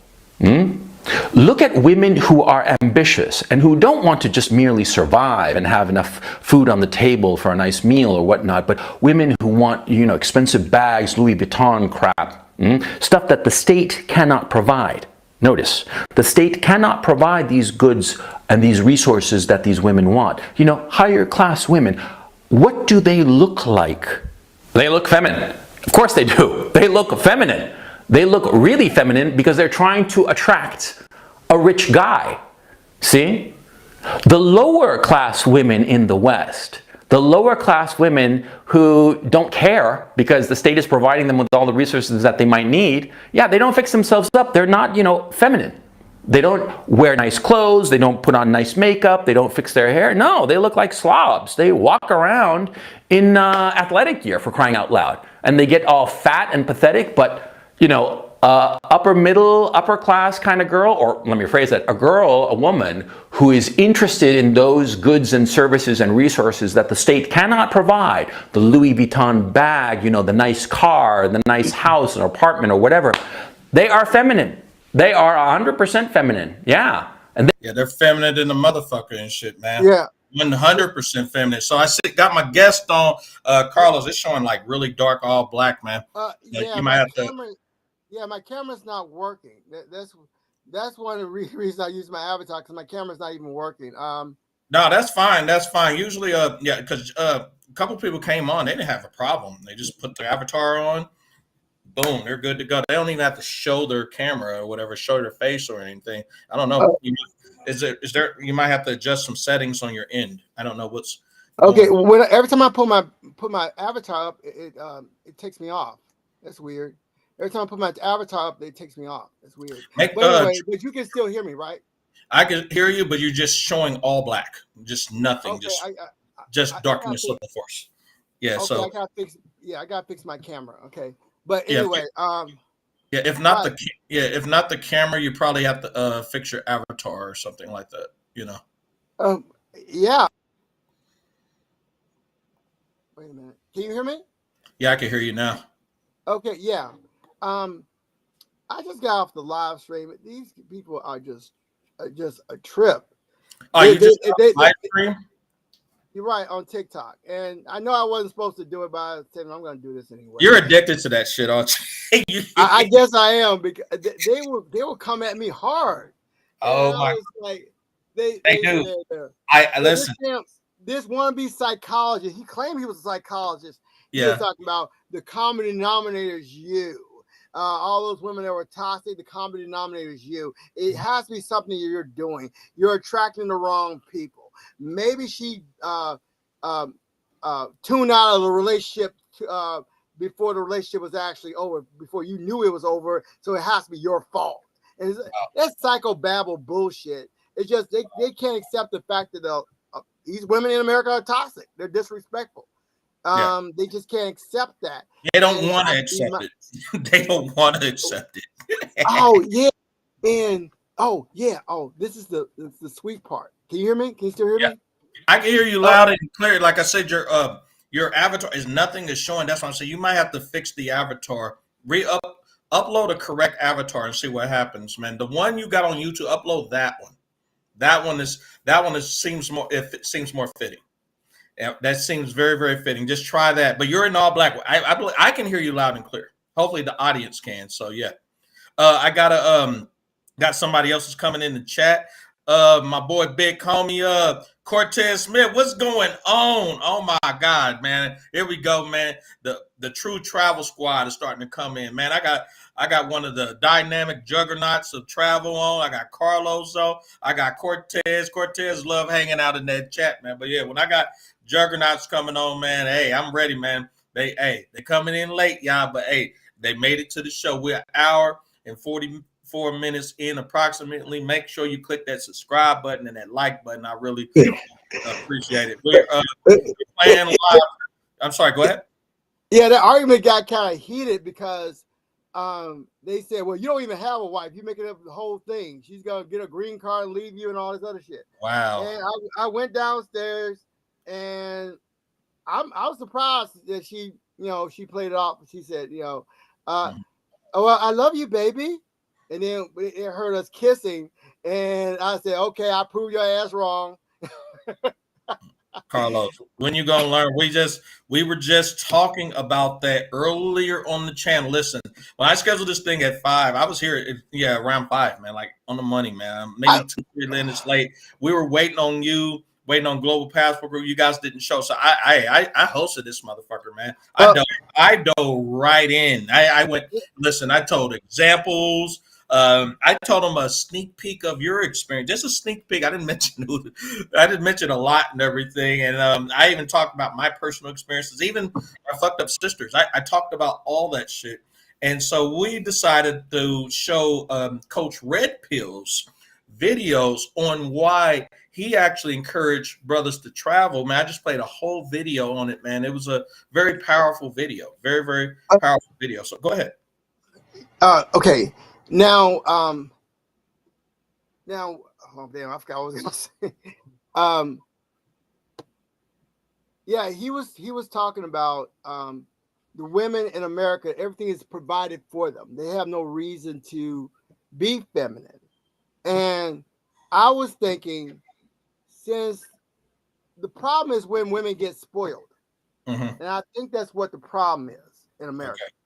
Okay. Women are simply spoiled. Because I remember what happened in Tanzania when those Nigerian scammers, they scammed people out all that money. They went to Tanzania to party with the ladies. Yeah. They were throwing away mad dollars to those women, spoiling the hell out of those women. Yeah. And remember Arthur Holman, he said he went to this club and they were acting like American women. Okay. And what country is that? Was that in probably Kenya? That was Tanzania. Okay. And then it's good that I'm friends with a lot of Tanzanian women. Okay. She explained the women that go to that club have been spoiled by Nigerian men, and they go there for the big money. So that's why they were acting like American women. I mean, Arthur Holland even said he was at this club, he didn't know what it was a number like 1730 something. I forgot what it was, but anyway, it was a number. That's the name of the club, was a number. And okay. And he said the women there were acting like American women, was strange, right? And my friend explained to me the reason why was because that's a Nigerian nightclub, and those women are looking for, they're gold diggers. They're looking for that big money. All right, right. They basically selling their stuff for top dollar, pretty much. That's pretty much what's going on there. Wow. Right. Well, I believe it. I believe it, man. But like you said before, when you got other brothers and white guys going over there and spoiling them out with their American cash, right? It institutionalized their mind to expect that, okay, if I had a white guy that spent, $5-10 grand on me a month, whatever, or a black guy that spent 10-20 grand on a month, the next guy, she's going to really expect that from the next guy when he stops fucking with her or she stops fucking with him. You understand? And that's how this endless cycle continues. Now, again, let me make this clear to my foreign ladies who's watching this, right? I'm not talking about all. No, I'm talking about the majority of time that is typically the impact. You understand? Majority of the time, that's the typical impact. Because you know what you know. Am I bullshitting or not? You either know what you know or you don't know what you don't know, right? Right, exactly. So, but anyway, we got Cortez Smith in the chat. He says something else. Let's go ahead and let's honor his message. And he said, it is super disrespectful to gaslight men instead of admitting the truth about women. Of course. Right, yeah, they're flipping out. And I was saying stuff like, what a dick police department you work for? Yes. What's your badge number? Yeah, right. What's your badge number? Well, where's this dick police department located? Where's your sergeant? Yeah. You're the police. You're the dick police. You're a dick police officer. Are you the dick police sergeant? Are you the dick police chief? I mean, where's the department located at? I told you I bought the right guy over here, man. Fix your cat. You need to fix the avatar, man. We need your avatar back. I told everybody, I said, I got the right guy over here. I said, he should be on here. Because I said, so when he get over here, he going to rip the mic and he ain't going to let go. He going to put that mic in the headlock and don't let it go. Yeah. Where's your dick police sergeant? I want to know. I want to speak to your lieutenant, damn it. Right. Yeah, I want to speak. I want to properly go up the chain of command. Are you the private? Do I need to speak to the sergeant next? Oh no! Hey, look, Cortez Smith said something else. He said they're dick detectives. Wow, they actually got dick detectives of the passport group. Wow, I knew they had lieutenants, private investigators. Yeah, the private dick investigators. Hey, put your pole up. We don't like the way you're carrying that damn pole around here. Yeah, man, they are tripping over this passport bro thing. You better not be carrying that damn pole around those goddamn. Oh, you're leaving the country, huh? Hands up. Show us your passport, goddamn. Oh my God! You're with one of those MGTOW guys. Oh no, that's double jeopardy. Let's get them both in. Fuck this. That's good. Yeah, that's public enemy number one. We are on the FBI wanted list. We're telling you, evil. We're marrying women. That's evil. I'm telling you, it's not a fucking joke, man. It's not a joke. But yeah, man, shout out to Cortez Smith for saying that, man. Make sure click the like button, the sub button. Go into the you might have to go into your section and edit your name so could display your name on there, man. I'll go ahead and do whatever I can, to try to accommodate you and everything. But thank you, Cortez Smith. I'm going to go ahead and get ready to play this video. Was there anything else you need to do, or you want me to drop you off so you can fix the things you need to, or you think you're okay hanging in right now? You talking to me? I'm okay right now. Yeah. Oh, okay. Got you. Okay. Yeah. Okay. Yeah. Because it's showing, like I said, on our end, it's showing like all black. I have the slightest idea why it is. I don't know. I don't know, man. Shit. Okay, I'm sorry. I got to fix my computer because I've been having this problem for a while. I mean, I wasn't showing my face anyway, but now I can't get on this on this one. I can't even get my avatar to come up. It's weird. But anyway. Right. Oh, really? Okay, got you, man. Yeah, I don't know. I had the slightest idea, man. So, but hopefully, man, we can kind of get things on the move, man. It's fine, man, and shit, man. As long as we can hear you loud and clear. And you guys in that chat, make sure you guys engage. Make sure you let us know that you guys can hear us. Cortez Smith, can you hear us loud and clear? Can you hear Carlos Red clearly, man? I'm going to go ahead. He also said something else, too. Cortez said, man, yes, they're the women who go to Colombia to pretend to foreign women. I think he believes. I think he's saying that basically that pretend to be foreign women, right? Yeah. Either pretend to be, or they're pretending to be nice to the foreign women, so then therefore they can spit their bullshit to you. There's been their vitriol big time to those African women. So that's why a lot of you guys having problems with African women, because they're turning those African women against us as a whole. Mm-hmm. All right, some of them, but but you gotta understand, there's a lot of African women. So, right. So once you go over there and you just prove them wrong, because they're gonna give you a shot. Because even my good friend in Tanzania, she was even though she had a very negative opinion about Black American men, she did take the time out to get to know me. Sure. And then that gave me the opportunity to explain the whole story. So well, I actually had a hard time convincing her I was a Black American at first, but she got to know me, so that was good. Yeah. Hey, that's all that matters, man. That's all that matters. And then Cortez Smith also told us that yes, he can hear us both. Thank you. We appreciate it, man.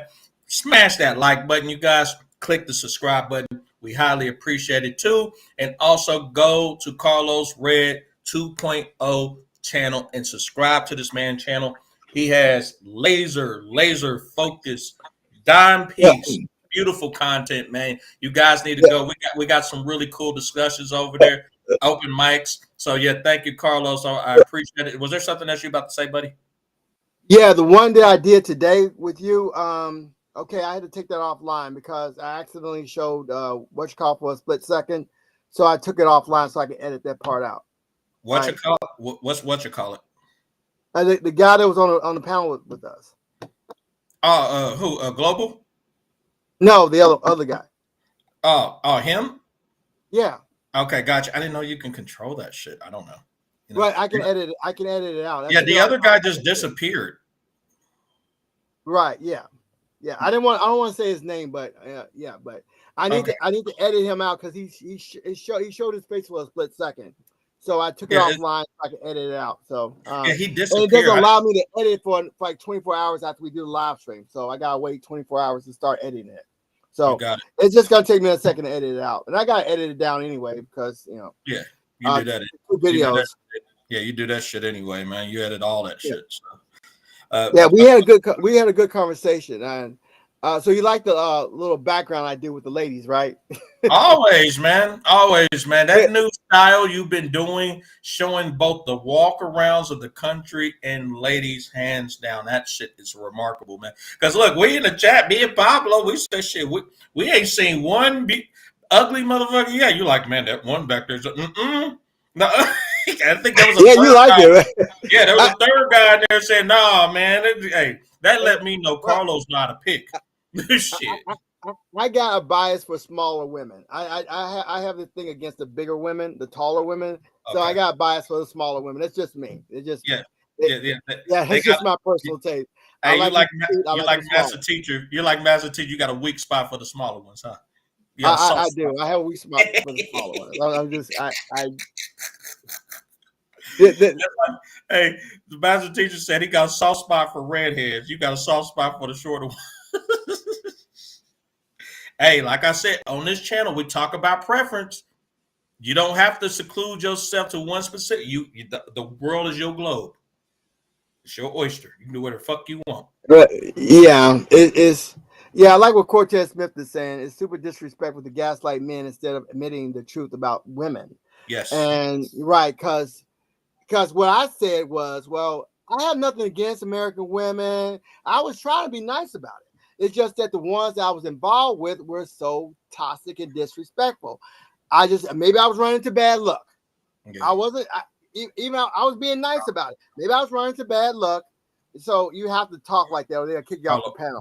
Carlos, I did a whole at the beginning. You got to go to the beginning of this video.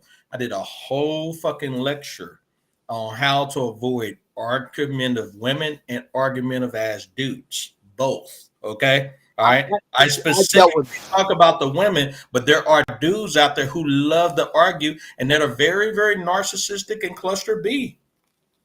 I'm telling you, they do not know. Their goal in life is just to make sure that you know that they're right. That's it. Even right. You're right. Yeah, they have this mentality that, hey, we're right and you're wrong. How dare you not date American women? It must be something wrong with you. Well, I'm just saying, period. It doesn't matter about American women or not. Just you could bring up that it is wrong to wear 20 left shoes on the right foot, and in their mind, they believe you're full of shit. Yeah.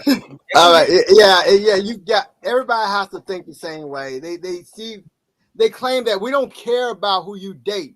Why you have to brag about it? But isn't that our culture to brag about the women that we're with? Because guys in the stateside, they do it all the time. They brag about the women they're with. But we're not supposed to do it. Now, we're supposed to keep that shit secret. And we're supposed to, if we want to brag about our women, we got to brag out, about the Landwells and the single mothers and the shitload tattoo chicks or the chicks that got ran through by 200 guys, So those are the women we're supposed to put up on pedestals. So but anyway, Cortez says something else too. He said there's another video of BW who went to South America to try to trick passport bros. Right. Wow, really? I didn't know that. Tried to trick them? Right. Yeah.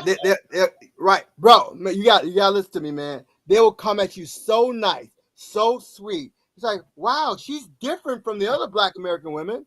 Yeah, but it's all a game. It's all a game.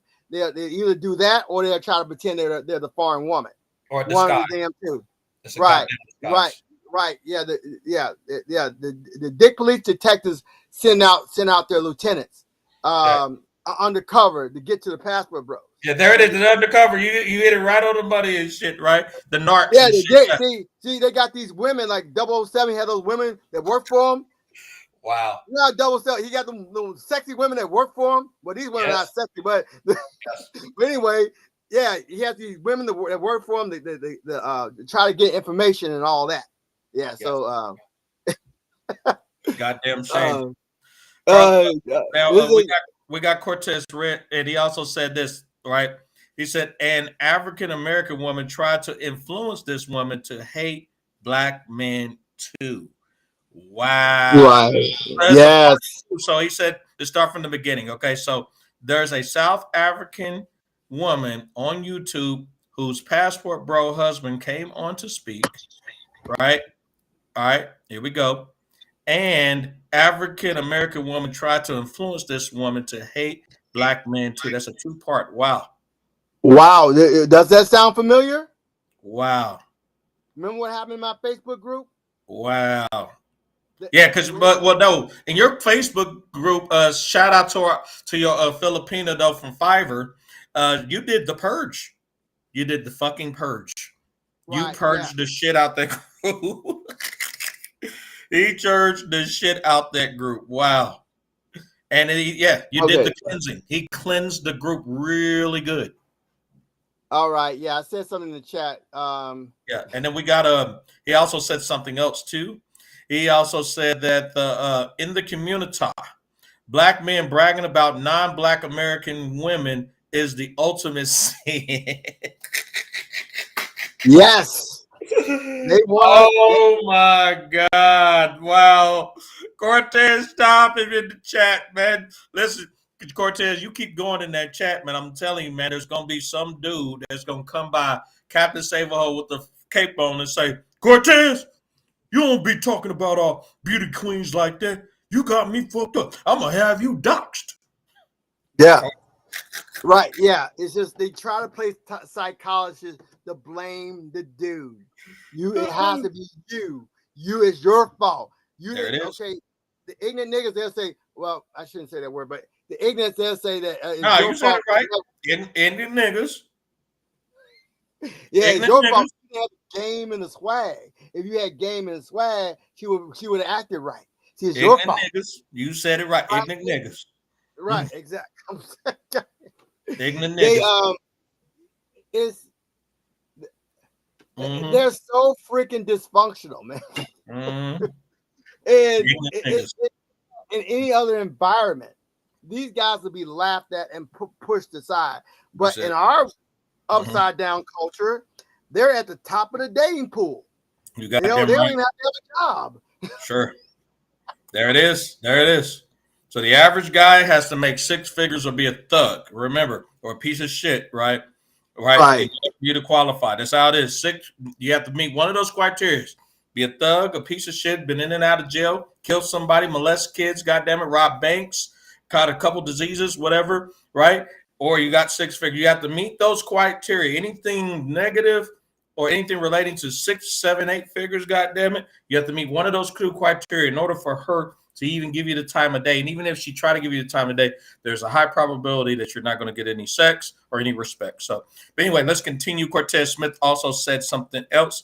This was the Kosher Collision channel. Wow, that's pretty amazing. That's where this shit came from?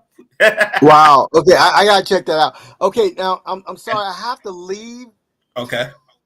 And you got Carlos Red. He actually said 007 Dick Detectives. Oh my God! Wow. Okay, man. If you gotta leave, go ahead. I'm gonna be on for a little bit more, man. I need to write a book. Okay, called 007 Dick Police Detective. Dick. There it is, right? Yes. There it is. There it is. Oh, man. I come up with crazy stories. No. Yeah, man. I'm telling you, man. If you could write the book or write something, man, a fucking goddamn audio book. Go to audio and everything, and it'll be your voice. You do the voiceover on there, and you just go in there. You know, make it cool. 20 chapters. And just go in 21 chapters. And in the end of the book, you got like 5 different bonus footages. Or something. I don't know. It's audio book. I said footage, but yeah, okay. 5 bonus Okay. stories. All right. I really gotta go. I gotta deal with my kids. But Okay. yeah, I wish I could stay longer. It's good to see Will Smith. Yeah. Yeah. Yeah, I want to encourage the audience to check out my YouTube channel. Post Red with 2 D's, REDD 2.0. All right. Is the new channel. And please join my channel. Please subscribe. Okay. Thank you. And then answer our question, the topic today. Should men deal with an argumentative matrix chick or get their passports and leave, or go MGTOW and just say, fuck society, I'm out? Can you answer that question? Passport all the way. They're not listening. They don't care to listen. It has to be your fault. It has to be your fault in some kind of way. You know what I should have said to those guys that were attacking me? And what is that? You realize my wife sees you guys as part of the alphabet community because y'all so passionate about this. Y'all all in my personal business. Like the men in her country don't give a crap. Carlos, this is my advice on my channel. Stay the fuck away from arguing with those people on TikTok. Stop. I need to listen. You argue with them so bad to the point you're coming in late to this channel that's talking about the polar opposite. Yeah, this is much friendlier environment. That's for sure. Yeah, we're talking about. Yeah, we're talking about not. We're talking about. We're trying to come up with advice and solutions on how to not deal with argumentative matrix chicks, and you're engaging with that shit. Even the Captain Save-Hoes who actually are trying to back them up. Yep. They're backing them up. Yeah, it's just they will start an argument over nothing. They will start argument over nothing. I clearly said women have been traumatized by men. I'm sticking up for the women. I thought for sure they wouldn't attack me. They still found a reason to attack me. Gotcha. But basically what I said was, basically what I wanted to say was they've been traumatized by Pookie and Ray Ray. But I can't say that because they get triggered when I say that. So again, so why engage with them? It's not even pointed. Don't engage. Right. Yeah, I won't engage. Don't engage. I talked about that in the very beginning of my video. Do not engage with them. It's just like we talk about on your channel. Do not feed the tigers. Don't feed the animals. Don't feed the fucking goddamn hyenas. The crocodile. Don't feed them. Stop. You love feeding them. Stay the hell away from them, man. They're going to end up biting you every damn time you try to feed them, man. When you give them a steak or a piece of chicken leg, they're going to bite your whole arm off. And you're going to come back, man, and shit, man, with missing motherfucking body parts. Do you want that? Of course not. Of course not. Yeah. So leave it alone. Stop. Fuck them. Shit. Okay, I'll be right. You say what? Oh, you got to go? Okay, cool. We'll see you when you come back. Okay, man? Come on back, man. All right? Hopefully when you come back, you can fix your video and everything and fix your avatar, okay? So anyway, I'm going to go ahead and bounce them out, you guys. Let me go ahead and replay the video. So again, Coach Red Pill's video is talking about why third world women are more feminine. And he's also talking about why brothers and men in general should get the passports, travel, and see the world. You understand? Because the world is our oyster, you guys. So anyway, without further ado,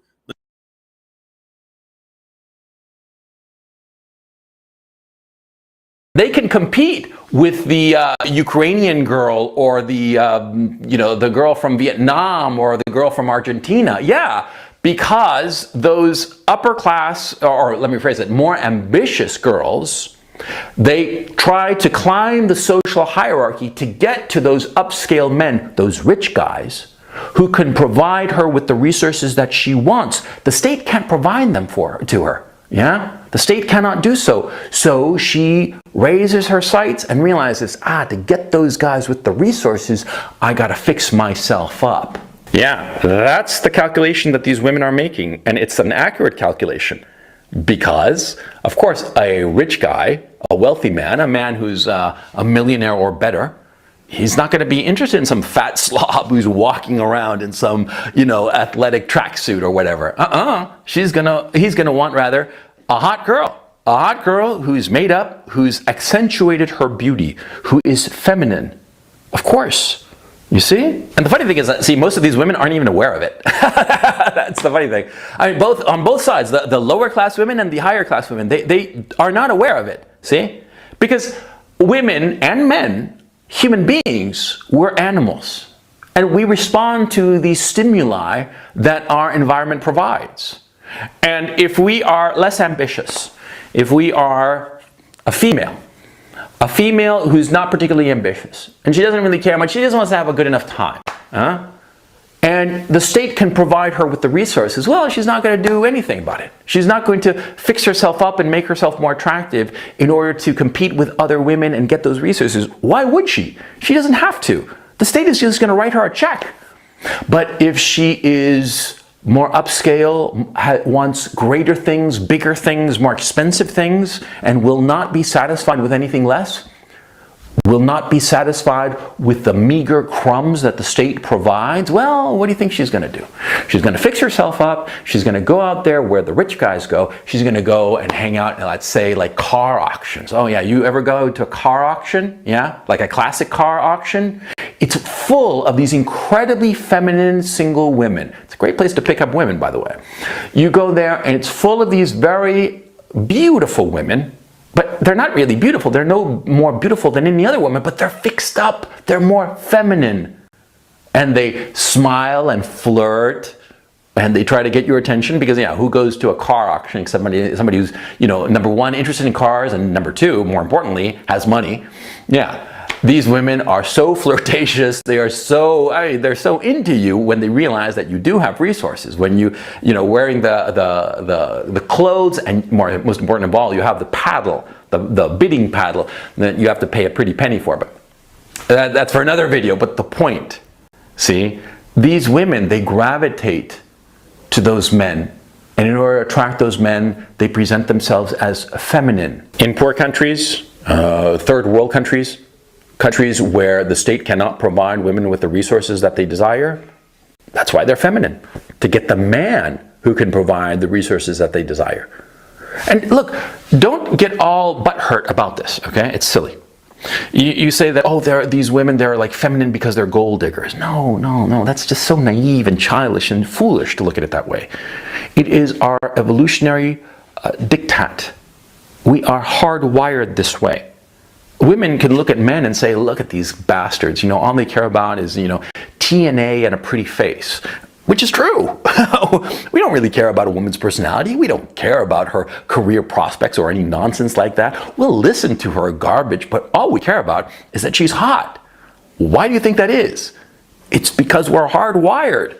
It's because when we look at a beautiful woman with a symmetrical face and long hair and nice breasts and nice hips, what we're evaluating at an unconscious level is, this is a good woman with whom to procreate.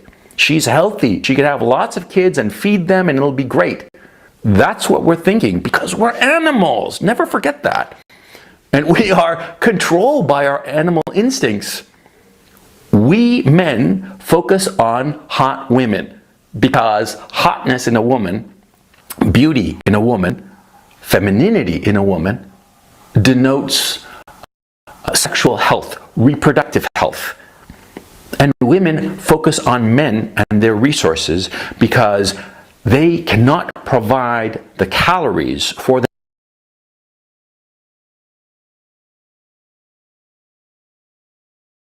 themselves and their child.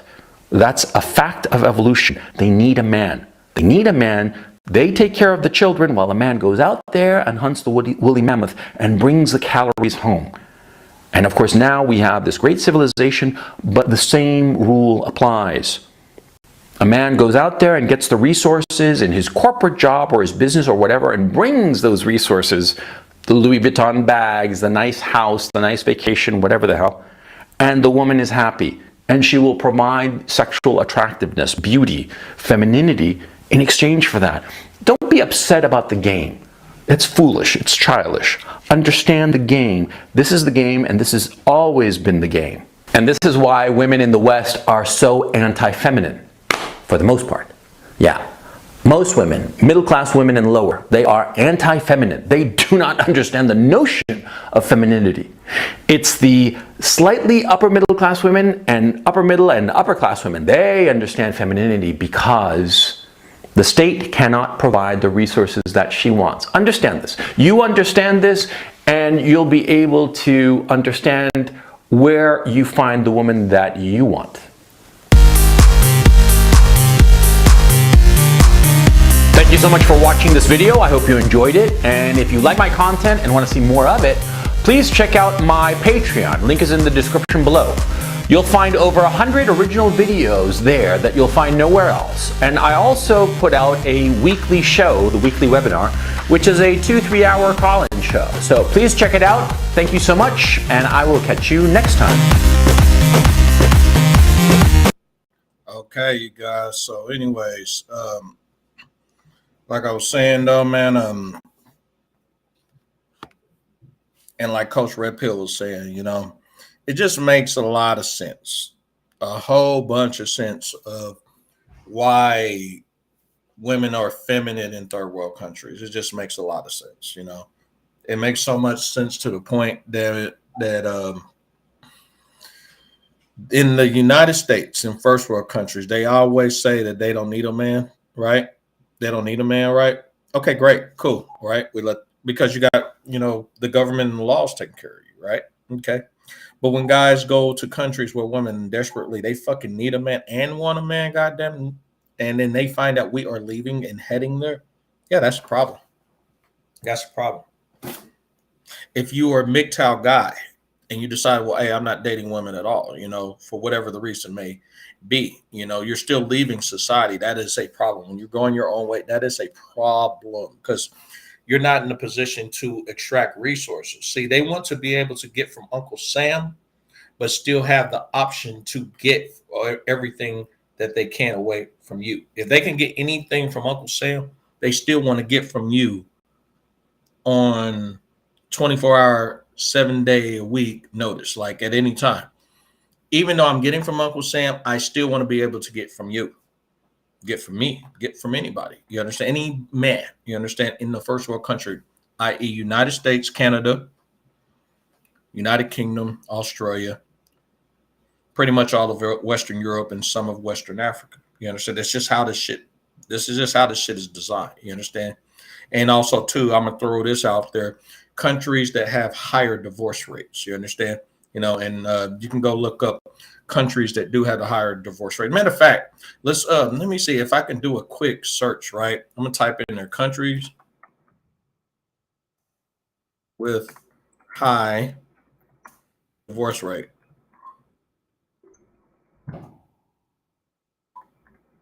And I'm just going to look this shit up, and then if I find it, then I'm going to go ahead and actually I'm going to share the screen so I can read this over to you guys, because this is very, very important information, you know, for us to be able to understand this shit. You understand?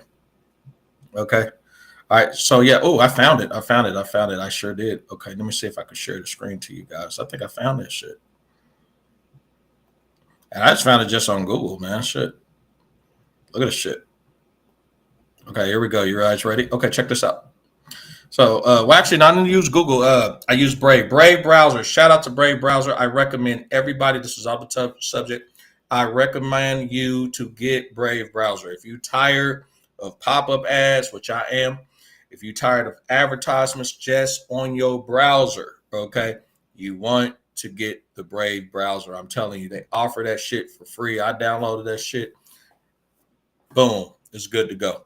Now, they do offer a VPN, you know, which is about $10 a month or whatever, but you make your own judgment if that VPN's for you. But Yeah, this Brave browser is the truth, man. I was able to do a search just like Google, and I just found this shit. Crazy, you know. So, but anyway, this one says this, right? According to various sources, the country with the highest divorce rate in the world in 2020 was the Maldives. Okay, right now, remember, we're just going off the data that we have here. Okay, I think the Maldives, which is a rate of 5.52 divorces per 1,000 people. This is a significant decrease from the previous record of 10.97 divorces per 1,000 Maldivians, right? Maldivians, right? Please help me out if I mispronounce it, in 2022, which earned the country a Guinness record, a world record. Wow. Northern Europe, right? And the Russian Federation has higher divorce rates. In the let me see, yeah, have higher divorce rates, with Denmark, Sweden, Finland, and Luxembourg having the highest divorce rates in the EU. Okay. The United States, i.e., the Matrix, right, comes midway with a divorce rate of 2.7 per 1,000, equaling countries such as Denmark, Lithuania, and Latvia, I believe. Factors that contribute these differences include cultural beliefs, religion, and also economic stability. That makes a lot of sense. Okay. And then here's a little Wikipedia status that actually says that the following countries with the most annual divorces, according to the United States in 2009, this divorce per 1,000 population per year. For example, if a city has 10,000 people living in it and 30 couples divorce in 1 year, then the crude divorce rate for that year is 3 divorces. That is fucking crazy. So I don't know, man. They also got this here, right? This information here from divorce rate by 2024. I like to click on this. Let me see if I can click on this, see if this thing helps out. You know, my thing is I just like to kind of, kind of gauge where the highest divorces, breakups are, and then also too, I like to go down the rabbit holes of red pillar and also make sure I understand, okay, well, if these countries are divorcing, well, who's executing them divorce? You understand? I want to know who's actually executing this shit. Is it the women that's executing? Is it men? I like to go down that rabbit hole and find out that information. That's just myself. Okay, you guys can do whatever the fuck you want to, but myself, yeah, I just like to find out that information. Let me see here. Okay, give me one moment. Okay, cool. Okay, I'm just sharing that screen here. Let's see. Let's put this thing right here, and then I'm gonna put myself right here. Okay, cool. Here we go. Now I was just reading the article earlier. Now I'm really sharing the screen, and then I'm gonna go back. Okay, I'm gonna go back. Okay, so let's go back, and we're gonna follow along. All right, just like a very, very interesting class. Okay, so this is divorce rate by country of 2024. Okay, cool. And I guess according to here, I'm just throwing this out here, right? Where white represents the lesser divorces, and dark blue represents the highest amount of divorces. Okay, I want to click on that country, and okay, it doesn't highlight.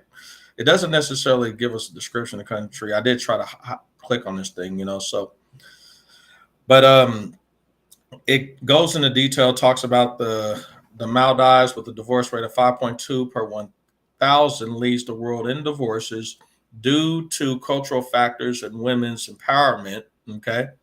COVID-19 pandemic led to a global decrease in both marriage and divorce rates, which notable dropped in countries like Slovenia and Hungary, and then also countries with the lowest divorce rate like Sri Lanka and Vietnam may reflect legal difficulties or the social barriers rather than the marital satisfaction. It's pretty interesting, and it says though the marriage. It's a marriage, what's that, sacrament that bonds two together for life, creating legal and cultural religion connections between them that impacts everything from their name, address to their future family. Marriage is a cultural, universal, and institutional institution for so fundamental to the human experience that there are No known examples of society that functions without it. People marry for many reasons, including love, companionship, da da da da da. Okay, I don't want to hear all that bullshit. Okay, I want to talk about the fucking divorce rate. Okay, we already know the background. Okay, it says divorce and its cause or whatever. It talks about the infidelity. We know the reason why motherfuckers in most cases divorce or whatever. Usually, in my opinion, it's mostly female hypergamy. Okay.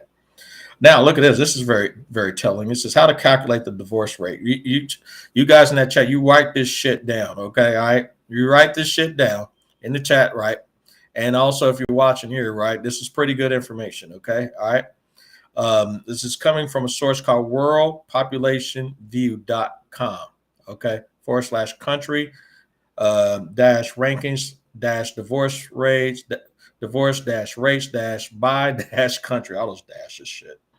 But anyway, this is how you calculate it. They said the divorces can be calculated multiple ways, but one simplest method utilizes the census data. Shout out to Kevin Samuels, and also Tom Likens. They most always talk about the Census Bureau. You know, they base a lot of their data from different types of census bureaus. You know, so shout RIP to Kevin Samuels, you know, for bringing a lot of his data, and shout out to Tom Likens, you know, from Likens 101, you guys. So yeah, I'm a Likens 101 student. So yeah, I believe in data, research, and statistics.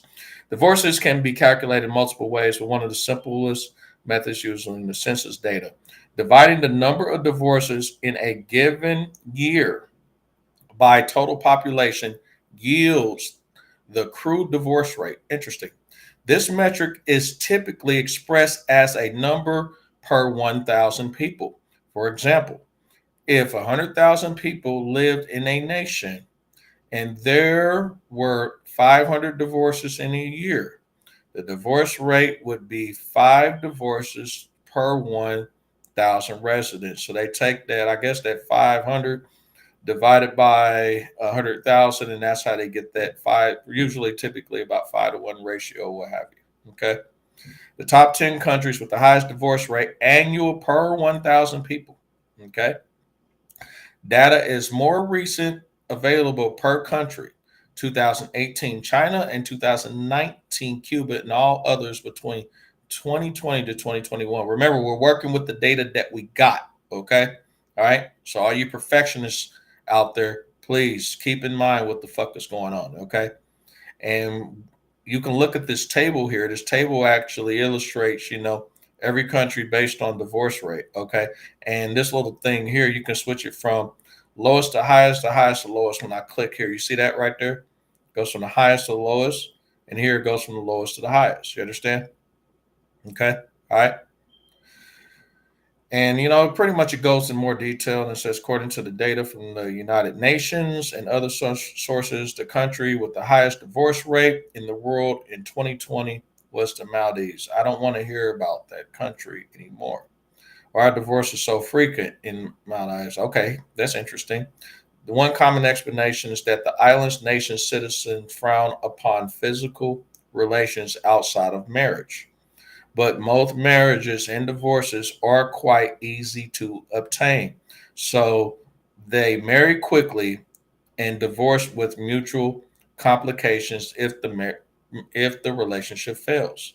What's more, a cultural shift is currently taking place in the Maldives, with women becoming more empowered and more able to fend for themselves financially, enabling them to leave marriages that are working.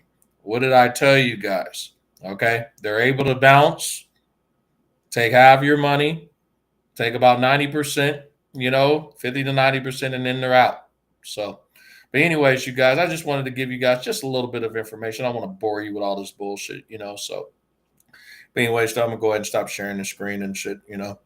So, but anyways, you guys, make sure you guys click the like button, share the video. I really appreciate you guys coming to the stream, coming to the live. Thank you guys. Thank you, Cortez Smith. Thank you, Carlos Red, for joining. And thank you guys for coming to the stream. This is the Men's Daily Advice and Encouragement channel. Make sure you click the like button, subscribe button. I really appreciate it. Share the channel. I appreciate it. You know, I'm trying to grow my subs So hopefully I can get monetized or whatever the fuck they got to offer. I don't know. If I don't get monetized or whatever, hey, at least I got the message out there to the appropriate parties and people who are paying attention. Until then, you guys take it easy. I'm going to go ahead and click off soon. RIP Coach Red Pill. He gave us a lot of good information, as far as traveling overseas and also advice for men in general. Until then, take it easy. I'll talk to you soon, and peace.